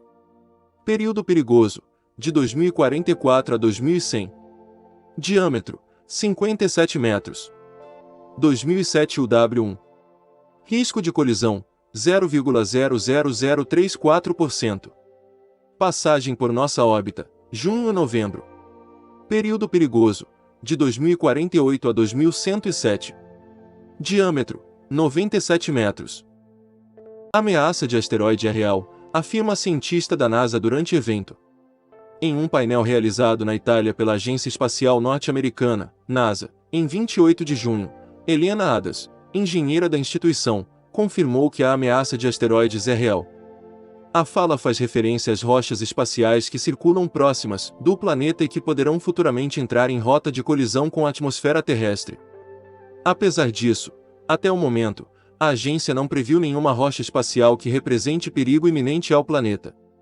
A especialista ainda revelou durante o encontro que os pesquisadores da NASA já estão com projetos em andamento que têm como objetivo proteger o planeta das rochas espaciais. As informações são do site oficial da Embaixada e Consulados dos Estados Unidos na Itália. Com vasta experiência na área, Helena Adams atuou como engenheira de sistemas da primeira missão de defesa planetária, conhecida como Double Asteroid Redirection Test, DART. O projeto foi realizado por meio de uma parceria entre a NASA, a Agência Espacial Europeia, ESA, e a Agência Espacial Italiana. Um planeta é um corpo celeste que orbita uma estrela ou um remanescente de estrela, com massa suficiente para se tornar esférico pela sua própria gravidade, mas não ao ponto de causar fusão termonuclear, e que tenha limpado de planetesimais a sua região vizinha. Dominância orbital. O termo planeta é antigo, com ligações com a história, a astrologia, ciência, mitologia e religião. Os planetas eram vistos por muitas culturas antigas como divinos ou emissários de deuses. À medida que o conhecimento científico evoluiu, a percepção humana sobre os planetas mudou, incorporando diversos tipos de objetos. Em 2006, a União Astronômica Internacional adotou oficialmente uma resolução definindo planetas dentro do Sistema Solar, a qual tem sido elogiada e criticada, permanecendo em discussão entre alguns cientistas. Os planetas do Sistema Solar são divididos em dois tipos principais: os grandes planetas gigantes gasosos, ou jovianos, de baixa densidade, e os menores e rochosos planetas telúricos ou terrestres. Pelas definições da União Astronômica Internacional, há 8 planetas no Sistema Solar, em ordem crescente de distância do Sol.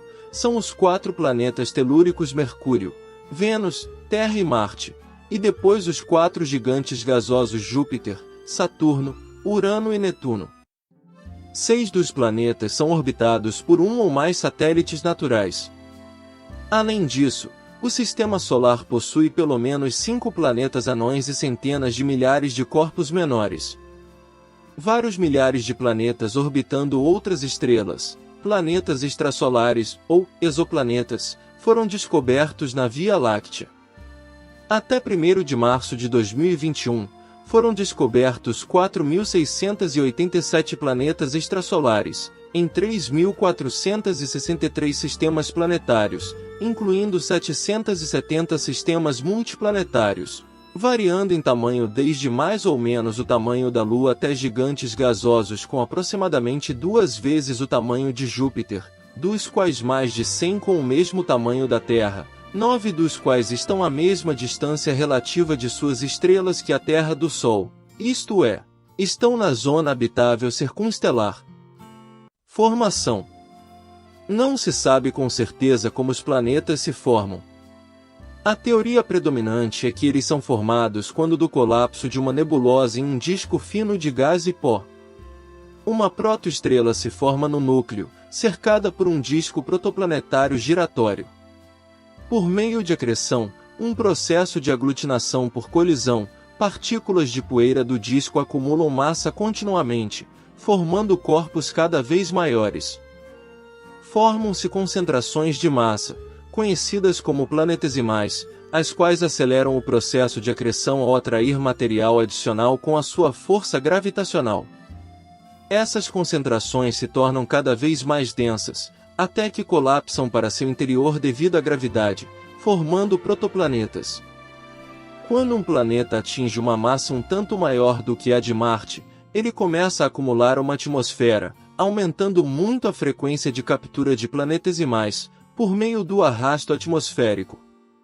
Dependendo da história de acreção de sólidos e gases, podem resultar um planeta gigante, um gigante gelado ou um planeta terrestre. Planetas extrasolares. Um planeta extrasolar é um planeta fora do Sistema Solar. Até 1º de março de 2021, há 4.687 planetas extrasolares confirmados em 3.463 sistemas, com 770 sistemas tendo mais de um planeta. No início de 1992, os radioastrônomos Alexander Volsazan e Dali Fran anunciaram a descoberta de 2 planetas orbitando o pulsar PSR 1257+12. Esta descoberta foi confirmada e é geralmente considerada a primeira detecção definitiva de exoplanetas. Acredita-se que esses planetas de pulsar se tenham formado de remanescentes pouco usuais da supernova que produziu o pulsar, numa segunda rodada de formação planetária. Ou então são os núcleos rochosos remanescentes de planetas gigantes que sobreviveram à supernova e depois decaíram para a órbita atual. Planetas anões. Um planeta anão é um objeto de massa planetária que não é nem um planeta verdadeiro nem um satélite natural. Ele está em órbita direta de uma estrela, é suficientemente massivo para que sua gravidade o comprima em uma forma hidrostaticamente equilibrada, geralmente um esferoide, mas não limpou sua vizinhança de outros materiais em torno de sua órbita. Alan Stern, cientista planetário e investigador da New Horizons, que propôs o termo planeta anão, argumentou que a localização não deveria importar e que apenas atributos geofísicos deveriam ser levados em consideração, e que os planetas anões são, portanto, um subtipo de planetas. A União Astronômica Internacional aceitou o termo, em vez do mais neutro planetoide, mas decidiu classificar os planetas anões como uma categoria separada de objeto. Planetas órfãos. Várias simulações por computador da formação de sistemas estelares e planetários sugeriram que alguns objetos de massa planetária seriam ejetados para o espaço interestelar. Esses objetos são chamados planetas órfãos ou planetas interestelares. Planetas satélites. Alguns satélites grandes são de tamanho similar ou maiores do que Mercúrio, como, por exemplo, as luas de Galileu e Titã, de Júpiter. Alan Stern argumentou que a localização não deveria importar e somente atributos geofísicos deveriam ser levados em conta na definição de um planeta, tendo proposto o termo planeta-satélite para um objeto do tamanho de um planeta orbitando outro planeta. Da mesma forma, objetos com tamanho de planetas no cinturão de asteroides ou no cinturão de Kuiper deveriam também ser planetas, de acordo com Stern. Planetas capturados. Planetas interestelares em aglomerados estelares possuem velocidades similares às das estrelas e, portanto, podem ser recapturados. Eles tipicamente são capturados em órbitas largas. A eficiência da captura decresce com o aumento do volume do aglomerado, e para um dado aglomerado ela aumenta com a massa da estrela primária. Ela praticamente independe da massa do planeta. Planetas isolados ou múltiplos podem ser capturados em órbitas arbitrariamente desalinhadas, não coplanares entre si ou com a rotação da estrela ou de um sistema planetário pré-existente. Atributos. Embora cada planeta possua características físicas únicas, existem alguns pontos em comum entre eles. Algumas dessas características, como anéis ou satélites naturais, até hoje foram observados somente no Sistema Solar, enquanto outras são também comumente observadas em planetas extrasolares. Características dinâmicas. Órbita. De acordo com as definições atuais, todos os planetas devem girar em torno de estrelas, logo, quaisquer planetas órfãos são excluídos. No Sistema Solar, todos os planetas orbitam o Sol no mesmo sentido da rotação do Sol, anti-horário, para um observador sobre o polo norte do Sol. Pelo menos um planeta extrasolar, VAS 17b, foi descoberto numa órbita em sentido oposto ao da rotação da sua estrela. O período de uma revolução de um planeta em sua órbita é conhecido como o seu período sideral ou ano. Um ano de um planeta depende da sua distância para sua estrela. Quanto mais longe um planeta está da sua estrela, não apenas ele terá maior distância para percorrer, como também menor será sua velocidade, pois ele será menos afetado pela gravidade da estrela. Como nenhuma órbita de planeta é perfeitamente circular, a distância varia ao longo do ano. A maior aproximação para sua estrela é chamado seu periastro, periélio no sistema solar, enquanto a maior separação é chamada apoastro, afélio. À medida que um planeta se aproxima do periastro, sua velocidade aumenta pela transformação da energia potencial gravitacional em energia cinética, da mesma forma como um objeto em queda livre na Terra ganha velocidade à medida que cai. Quando o planeta atinge o apoastro, sua velocidade diminui, da mesma forma como um objeto atirado para cima na Terra perde velocidade quando se aproxima do ápice da sua trajetória. Inclinação axial. Os planetas também têm graus variados de inclinação axial. Eles estão a um determinado ângulo do plano do equador das suas estrelas. Isto faz variar a quantidade de luz recebida em cada hemisfério ao longo do ano. Quando o hemisfério norte não está voltado para sua estrela, o hemisfério sul aponta para ela, e vice-versa. Cada planeta possui, portanto, estações do ano, mudanças no clima ao longo do ano. O momento em que cada hemisfério está mais distante ou mais próximo da sua estrela é chamado solstício. Cada planeta tem 2 no curso de um ano. Quando um hemisfério tem o seu solstício de verão, o dia é mais longo, o outro tem o seu solstício de inverno, o dia é mais curto. Rotação. Os planetas giram em torno de eixos invisíveis que passam pelos seus centros. O período de rotação de um planeta é chamado seu dia. A maioria dos planetas no Sistema Solar gira no mesmo sentido em que orbita o Sol, que é anti-horário, para um observador acima do polo norte do Sol. Exceções são Vênus e Urano, que giram no sentido horário, embora a extrema inclinação axial de Urano leve a diferentes convenções sobre qual dos seus polos é o norte, portanto, se o planeta está girando no sentido horário ou anti-horário. Entretanto, qualquer que seja a convenção usada, Urano tem rotação retrógrada em relação à sua órbita. Dominância orbital. A característica dinâmica definidora de um planeta é que ele tenha limpado a sua vizinhança. Um planeta que limpou a sua vizinhança acumulou massa suficiente para agrupar ou afastar todos os planetesimais na sua órbita. Com efeito, ele orbita sua estrela isoladamente, em oposição a compartilhar a órbita com uma multidão de objetos de tamanho similar. Esta característica foi estabelecida como parte da definição oficial de planeta da UAE em agosto de 2006. O critério exclui corpos planetários como Plutão, Eris e Ceres da lista de planetas habilitados, fazendo deles planetas anões. Embora até o momento este critério somente se aplique ao Sistema Solar, alguns sistemas extrasolares jovens foram encontrados nos quais as evidências sugerem que a dominância orbital está acontecendo dentro dos discos estelares. Características físicas. Massa. Uma característica física definidora de um planeta é que ele tenha massa suficiente para que a força de sua própria gravidade domine as forças eletromagnéticas que unem a sua estrutura física, levando a um estado de equilíbrio hidrostático. Isto efetivamente significa que todos os planetas são esféricos ou esferoidais. Até uma determinada massa, um objeto pode ter uma forma irregular, mas a partir deste ponto, que varia em função da sua composição química, a gravidade começa a puxar o objeto em direção ao seu centro de massa, até que ele colapsa, tornando-se uma esfera. Diferenciação interna. Todo planeta iniciou sua existência em um estado inteiramente fluido. No início da formação, os materiais mais densos e pesados migraram para o centro, deixando os mais leves perto da superfície. Cada um, portanto, tem um interior diferenciado, consistindo de um núcleo planetário denso, cercado de um manto que é ou era fluido.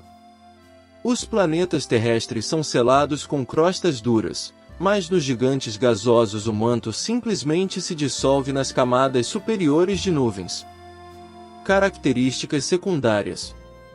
Vários planetas ou planetas anões no Sistema Solar, como Netuno e Plutão, têm períodos orbitais que estão em ressonância orbital entre si ou com corpos menores. Isto também é comum em sistemas de satélites. Todos, com exceção de Mercúrio e Vênus, têm satélites naturais, frequentemente chamados de luas. A Terra tem um, Marte 2 e os gigantes gasosos têm numerosas luas, em sistemas planetários complexos.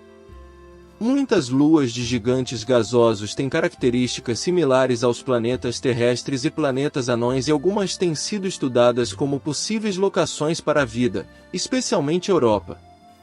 Os 4 gigantes gasosos são também orbitados por anéis planetários de tamanhos e complexidades variados. Os anéis são compostos principalmente de poeira e material particulado, mas podem abrigar pequenas luas cuja gravidade formata e mantém a sua estrutura. Embora a origem dos anéis planetários não seja conhecida com precisão, acredita-se que eles sejam resultado de satélites naturais que tenham caído abaixo do limite de Roche dos seus planetas e foram desintegrados pela força de maré.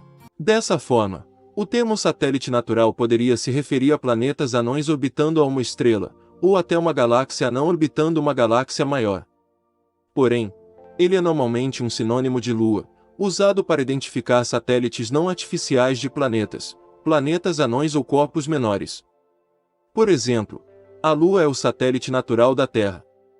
Em setembro de 2011, havia 375 objetos no Sistema Solar classificados como luas. Dentre esses, 169 orbitam planetas e 206 orbitam planetas anões e corpos menores. Para você que achava que só nosso planeta tinha uma lua, hoje vamos conhecer as principais luas do nosso Sistema Solar. A Lua é o único satélite natural da Terra e o 5º maior do Sistema Solar. É o maior satélite natural de um planeta no Sistema Solar em relação ao tamanho do seu corpo primário, tendo 27% do diâmetro e 60% da densidade da Terra. Entre os satélites cuja densidade é conhecida, a Lua é o segundo mais denso. A Lua encontra-se em rotação sincronizada com a Terra, mostrando sempre a mesma fase visível, marcada por mares vulcânicos escuros entre montanhas cristalinas e proeminentes crateras de impacto. Phobos é um dos 2 satélites naturais de Marte. É o maior e mais próximo satélite natural de Marte. Com um raio médio de 11,1 km, Phobos é 7,4 vezes mais massivo que a outra lua marciana Deimos. Phobos é, em todo o Sistema Solar, o satélite que orbita mais próximo do planeta-mãe, menos de 6.000 km acima da superfície marciana, e orbita Marte 3 vezes ao dia. Encontra-se, por isso, abaixo da órbita síncrona para Marte. Deimos é o menor e mais afastado dos 2 satélites naturais de Marte. É, também, uma das menores luas do Sistema Solar. Deimos tem um raio médio de 6,2 km e uma velocidade de escape de 5,7 metros por segundo, 20 km por hora. Além disso, leva 1,26 dias para girar em torno de Marte com uma velocidade orbital média de 1,36 km por segundo.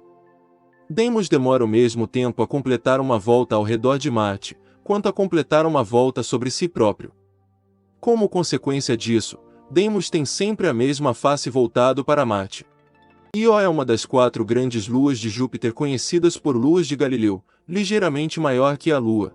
Io é a 4ª maior lua do Sistema Solar, logo a seguir a Ganímedes, Titã e Calisto. Mesmo com o seu tamanho modesto, e apesar de estar localizada num local frio do Sistema Solar, Io é descrita como o que mais se aproxima do conceito de inferno em todo o Sistema Solar, já que é o local com maior atividade vulcânica do Sistema Solar. Aliada à maior concentração vulcânica do Sistema Solar, a liberação de compostos de enxofre durante as erupções confere a Io a aparência de um mundo de diferentes cores: branco, vermelho, laranja, amarelo e preto. Europa é o nome dado a uma das 79 luas do planeta Júpiter. Está entre as 4 maiores, com um diâmetro de 3.121,6 km, sendo um pouco menor que a Lua terrestre. Originalmente designada Júpiter II por Galileu, por ser o segundo satélite de Júpiter em distância, os outros 4 satélites descobertos receberiam numeração correspondente à sua distância do planeta, ligeiramente menor do que a Lua. Europa é principalmente feita de rocha de silicato e tem uma crosta de água-gelo e provavelmente um núcleo de ferro-níquel. Tem uma atmosfera tênue composta principalmente de oxigênio. Sua superfície é estriada por rachaduras, enquanto as crateras são relativamente raras. Ganímedes é o principal satélite natural de Júpiter, sendo também o maior satélite natural do Sistema Solar, maior que Mercúrio em termos de volume, mas não de massa. Esse gigantesco satélite orbita Júpiter a 1,07 milhão de quilômetros de distância. O seu diâmetro é de 5.268 quilômetros, e é 8% mais largo em relação ao planeta Mercúrio. É a única lua do Sistema Solar que possui um campo magnético, além de ser o primeiro objeto descoberto orbitando outro planeta. Calisto é um satélite de Júpiter. É a terceira maior lua do Sistema Solar e a segunda maior do planeta Júpiter. Tem cerca de 99% do diâmetro de Mercúrio, mas apenas um terço de sua massa. É a quarta lua de Galileu por distância a Júpiter, com um raio orbital de cerca de 1.880.000 quilômetros. Não faz parte da ressonância orbital que afeta os outros 3 satélites de Galileu e, portanto, não sofre aquecimento pelas forças de maré. Sua rotação diferencial é síncrona, ou seja, uma face está sempre virada para Júpiter, enquanto a outra nunca é visível do planeta. Jápeto é a terceira maior lua de Saturno com 1.471,2 km de diâmetro e com um período orbital de 79,32 dias, distando cerca de 3.564.300 km de Saturno. O período de rotação de Jápeto é igual ao de revolução, como acontece com a Lua da Terra, e uma face de Jápeto está sempre a chefiar o seu movimento orbital em volta de Saturno, e a outra parte da Lua é, continuamente, rebocada. Desta forma, o dia de Jápeto são mais de 79 dias terrestres. Extraordinariamente, o hemisfério que conduz o movimento de Jápeto é extremamente escuro, refletindo apenas uma pequena percentagem de luz solar incidente. Hyperion é a oitava maior lua de Saturno. Órbita Saturno a 1.481.100 km do planeta, perto de Titã. Possui uma forma totalmente irregular, cheia de crateras, que o deixa parecido com uma esponja. Possui também uma rotação caótica e uma órbita excêntrica. A superfície de Hyperion é totalmente irregular e preenchida por crateras, o que deixa a Lua parecida com uma esponja. Uma possível explicação para sua irregularidade na forma é Hyperion ser um fragmento de outro corpo maior que se quebrou em um passado distante. Encélado possui um oceano global de água líquida sob sua superfície gelada.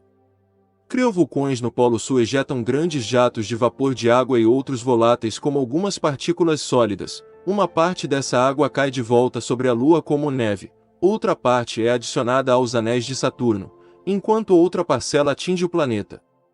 Acredita-se que o anel de Saturno foi feito a partir dessas partículas de gelo. Devido à água provavelmente estar sobre ou próxima à superfície, Encélado pode ser um dos melhores locais para que os seres humanos busquem por vida extraterrestre. Atlas é um satélite natural de Saturno. Ele orbita Saturno em volta do anel A. Possui um diâmetro de 30,6. Provavelmente é um satélite pastor do anel A de Saturno. Recebeu a designação provisória S1980-S28. As melhores imagens desse satélite foram obtidas pela sonda Cassini em 12 de abril de 2017. Mimas é uma das grandes luas de Saturno. Com 396,4 km de diâmetro e com um período orbital de 0,94 dias, é o menor corpo do Sistema Solar a conseguir tomar um formato praticamente esférico. O período orbital de 22 horas 37 minutos e 5 segundos de Mimas é metade do de Tétis. Assim, Mimas e Tétis estão envolvidos numa ressonância orbital alcançando a conjunção no mesmo lado de Saturno. A origem desta ressonância não é inteiramente compreendida. A rotação de Mimas é síncrona, mantendo sempre o mesmo hemisfério virado para Saturno. Tétis é um satélite natural de Saturno, também conhecido como Saturno III. Tétis orbita Saturno a uma distância de cerca de 295.000 km do centro do planeta. Tétis está travado em uma ressonância de inclinação com Mimas. No entanto, devido à baixa gravidade dos respectivos corpos, essa interação não causa qualquer excentricidade orbital perceptível ou aquecimento das marés. Titã é o maior satélite natural de Saturno e o segundo maior de todo o Sistema Solar, atrás apenas de Ganímedes de Júpiter. É o único satélite que possui uma atmosfera densa e o único objeto estelar além da Terra onde já foram encontradas evidências concretas da existência de corpos líquidos estáveis na superfície. Pandora. Pandora é um satélite natural de Saturno. Foi descoberto em 1980 por fotografias feitas pela sonda Voyager 1 e foi provisoriamente chamado de S-1980S26. Em 1985 foi oficialmente chamado de Pandora, e é conhecido também por Saturno 17. Junto com Prometeu é um satélite pastor do anel exterior de Saturno, o anel F. Jano é um satélite natural de Saturno, conhecido como Saturno X, foi chamado assim em homenagem à divindade romana Jano. Jano se encontra 30 km mais perto de Saturno do que a órbita do satélite Epimetel, e esta característica provocou uma certa confusão entre os astrônomos, que acreditavam que tinha apenas um corpo naquela órbita e tiveram problemas em entender as características orbitais porque tentavam conciliar as observações de dois corpos distintos em um só objeto. Epimetel, também conhecido como Saturno 11, é um satélite interior de Saturno. Foi batizado em homenagem ao Epimetel da mitologia grega. Epimetel e Jano são coorbitais. O raio orbital de Jano para Saturno é atualmente somente cerca de 50 km menor que o de Epimetel. Visto que órbitas internas possuem altas velocidades, as duas luas inevitavelmente aproximam-se uma da outra, e visto que o diâmetro médio de Epimetel é de 115 km e o de Jano é de 178 km, pareceria à primeira vista que uma colisão se tornaria inevitável. Miranda é a menor e mais intrigante das grandes luas de Urano. Possui menos de 500 km de diâmetro, sendo o segundo menor satélite de formato esférico do Sistema Solar. Mimas de Saturno é o primeiro, com 300 km. Apesar do tamanho, Miranda é o astro de maior albedo na sua região de órbita. Miranda tem a superfície mais diversificada, com um relevo bizarramente deformado. Seu ambiente é marcado por depressões e penhascos profundos, zonas cheias de crateras, altas montanhas e planícies suaves. Supõe-se que Miranda teria sido atingida por um objeto com metade do volume do satélite, e os estilhaços teriam criado os anéis de Urano. Ariel é um dos 5 satélites naturais do planeta Urano. Ariel é um satélite relativamente pequeno, mas, ainda assim, tem como mérito ser a lua mais brilhante de Urano. Sua superfície é marcada por crateras e são encontrados também grandes vales em fendas que se estendem por toda a superfície. A composição de Ariel é de aproximadamente 70% de gelos, água congelada, dióxido de carbono em estado sólido, e possivelmente também gelo de metano, e 30% de rochas compostas por silicatos. Alguns lugares de Ariel parecem estar cobertos por geada fresca, particularmente em crateras mais recentes. Umbriel é um dos 5 grandes satélites de Urano, com um diâmetro de 1.170 km, está a uma distância média de 266.000 km de Urano, sendo o terceiro grande satélite em ordem de distância ao planeta, e possui uma órbita regular pouco excêntrica e inclinada. Umbriel é constituído principalmente de gelo com uma fração significativa de rocha, e pode ser diferenciado em um núcleo rochoso e um manto de gelo. Titânia é o maior satélite de Urano e o 8º maior do Sistema Solar, com um diâmetro de 1.578 km. Titânia consiste de quantidades aproximadamente iguais de gelo e rocha, e pode ser diferenciada em um núcleo rochoso e um manto de gelo. Uma camada de água líquida pode existir na divisa entre o núcleo e o manto. A superfície de Titânia, que é relativamente escura e um pouco avermelhada, parece ter sido moldada por impactos e processos endógenos. Oberon, com um diâmetro de 1.520 km. É o segundo maior e o segundo mais massivo dos satélites do planeta Urano, e o 9º mais massivo do Sistema Solar. Está a uma distância média de 583.500 km de Urano, sendo o mais externo dos grandes satélites do planeta, e possui uma órbita regular pouco excêntrica e inclinada. Oberon é constituído aproximadamente de quantidades iguais de rocha e gelo, e provavelmente é diferenciado em um núcleo rochoso e um manto de gelo. Tritão. Tritão é o maior satélite natural de Netuno, que se encontra a cerca de 4.500 milhões de quilômetros do Sol. É a única grande lua do Sistema Solar com uma órbita retrógrada, ou seja, com sentido oposto à rotação do planeta. Com 2.700 km de diâmetro, é o sétimo maior satélite do Sistema Solar. Em virtude de sua órbita retrógrada e composição similar à de Plutão, acredita-se que tenha sido um planeta não capturado. Proteu, também conhecido como Netuno VIII, é o segundo maior satélite natural de Netuno. Proteu orbita Netuno em uma órbita prógrada quase equatorial e quase circular a uma distância de cerca de 117.500 km do planeta. Apesar de ser um corpo predominantemente de gelo com mais de 400 km de diâmetro, Proteu apresenta grandes desvios da forma elipsoide. É a maior lua não esférica do Sistema Solar. Nereida, também conhecido como Netuno II, é o terceiro maior satélite natural de Netuno, com um diâmetro de cerca de 340 km. Nereida orbita Netuno em uma direção prógrada com um semeixo maior. A órbita normal sugere que Nereida pode ser um asteroide ou objeto do cinturão de Kuiper capturado, ou que foi uma lua interna no passado e foi perturbada durante a captura de Tritão. Larissa, também conhecido como Netuno VII, é o quinto satélite natural mais próximo do planeta Netuno. O nome deste satélite vem de Larissa, amante de Poseidon, Netuno, na mitologia grega, romana. Caronte forma junto com Plutão um sistema de astros duplos. É mais conhecido como um satélite natural de Plutão, mesmo tendo a metade do tamanho de Plutão. Os dois possuem massas tão semelhantes que não há uma dominância gravitacional de Plutão sobre Caronte. Caronte puxa Plutão com tal força que o eixo de rotação se encontra fora da superfície de Plutão. É como se ambos fossem satélites naturais de um vazio, caso único no Sistema Solar. Nix é um satélite natural de Plutão. Ele foi descoberto junto com Hydra em junho de 2005 e foi visitada pela sonda espacial New Horizons em julho de 2015, após uma viagem de 9 anos pelo Sistema Solar. A Lua segue uma órbita circular no mesmo plano que Caronte. Hydra é um satélite natural de Plutão. O satélite orbita o baricentro do sistema no mesmo plano que Caronte e Nix, a uma distância de cerca de 64.738 km.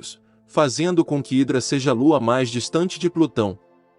Similarmente a todas as luas de Plutão, a órbita do satélite é quase circular e coplanar com a órbita de Caronte. Todas as luas de Plutão têm inclinações orbitais muito baixas em relação ao equador de Plutão. Namaka, ou Almeia II, é o menor satélite natural do planeta anão Almeia. Estima-se que Namaka orbite a uma distância de 39.300 km de Almeia, porque só foi observado em 4 ocasiões separadas. Existem dados insuficientes para determinar corretamente a órbita.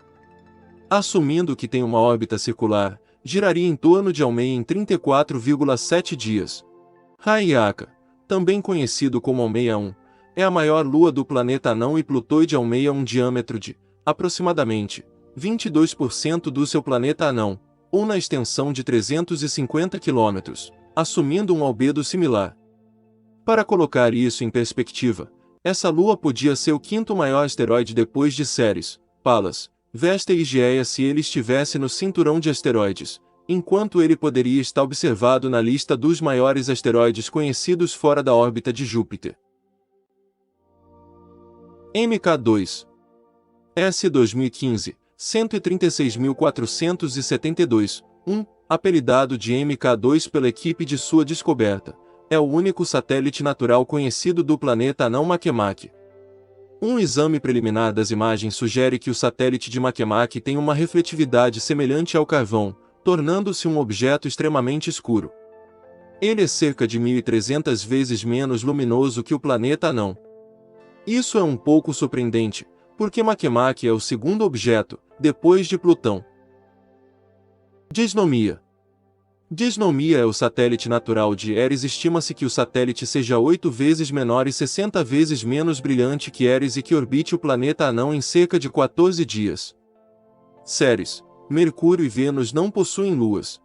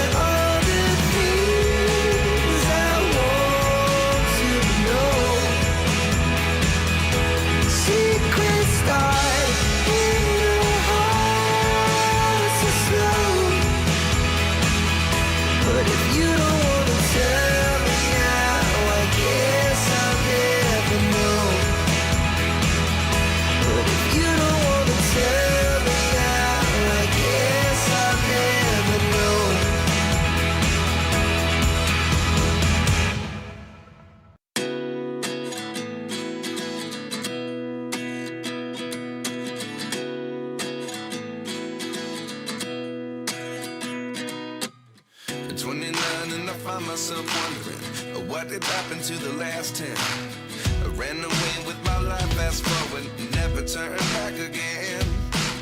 It's kind of funny that the more we pass time, the more we need to set the rewind.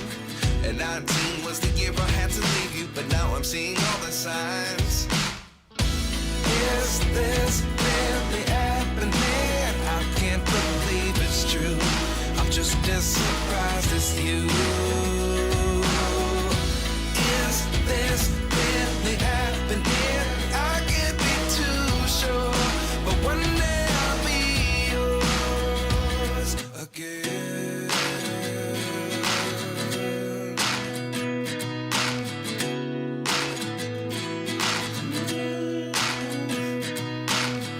Life lessons come one in a dozen.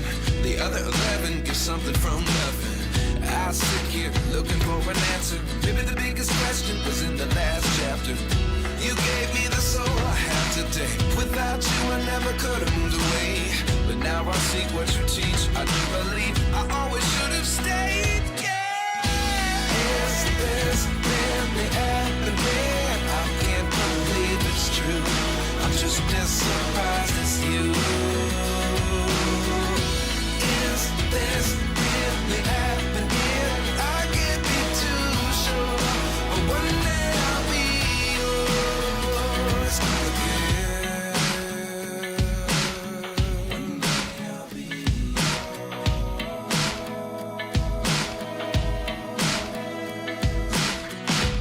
One day I'll be yours.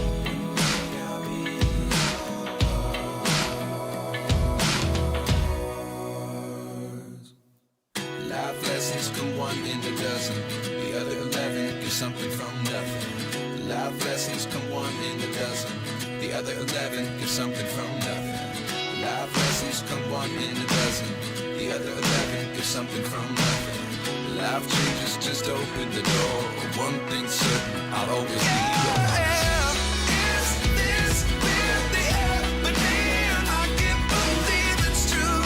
I'm just as surprised as you. Is this really happening? I can't be too sure, but one day I'll be yours. Is this really happening? I can't believe it's true. I'm just as surprised as you. Is this really happening? I can't be too sure, but one day I'll be yours.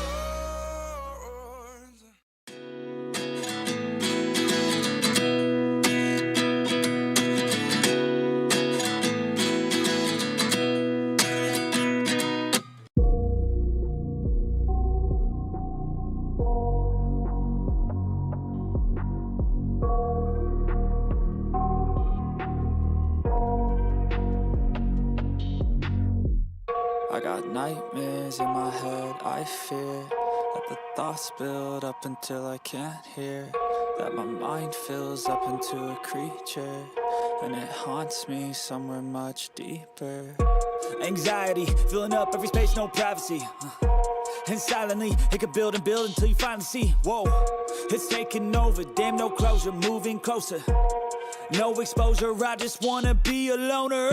Some can't stay sober, looking over all their shoulders, like moving boulders just to get out of the home. It sucks, I've had enough, I don't wanna feel the stuck under the rug, all my problems that I shove. I got nightmares in my head, I fear that the thoughts build up until I can't hear, that my mind fills up into a creature, and it haunts me somewhere much deeper. I got nightmares in my head, I fear that the thoughts build up until I can't hear, that my mind fills up into a creature, and it haunts me somewhere much deeper. I've been feeling weird, I can't seem to focus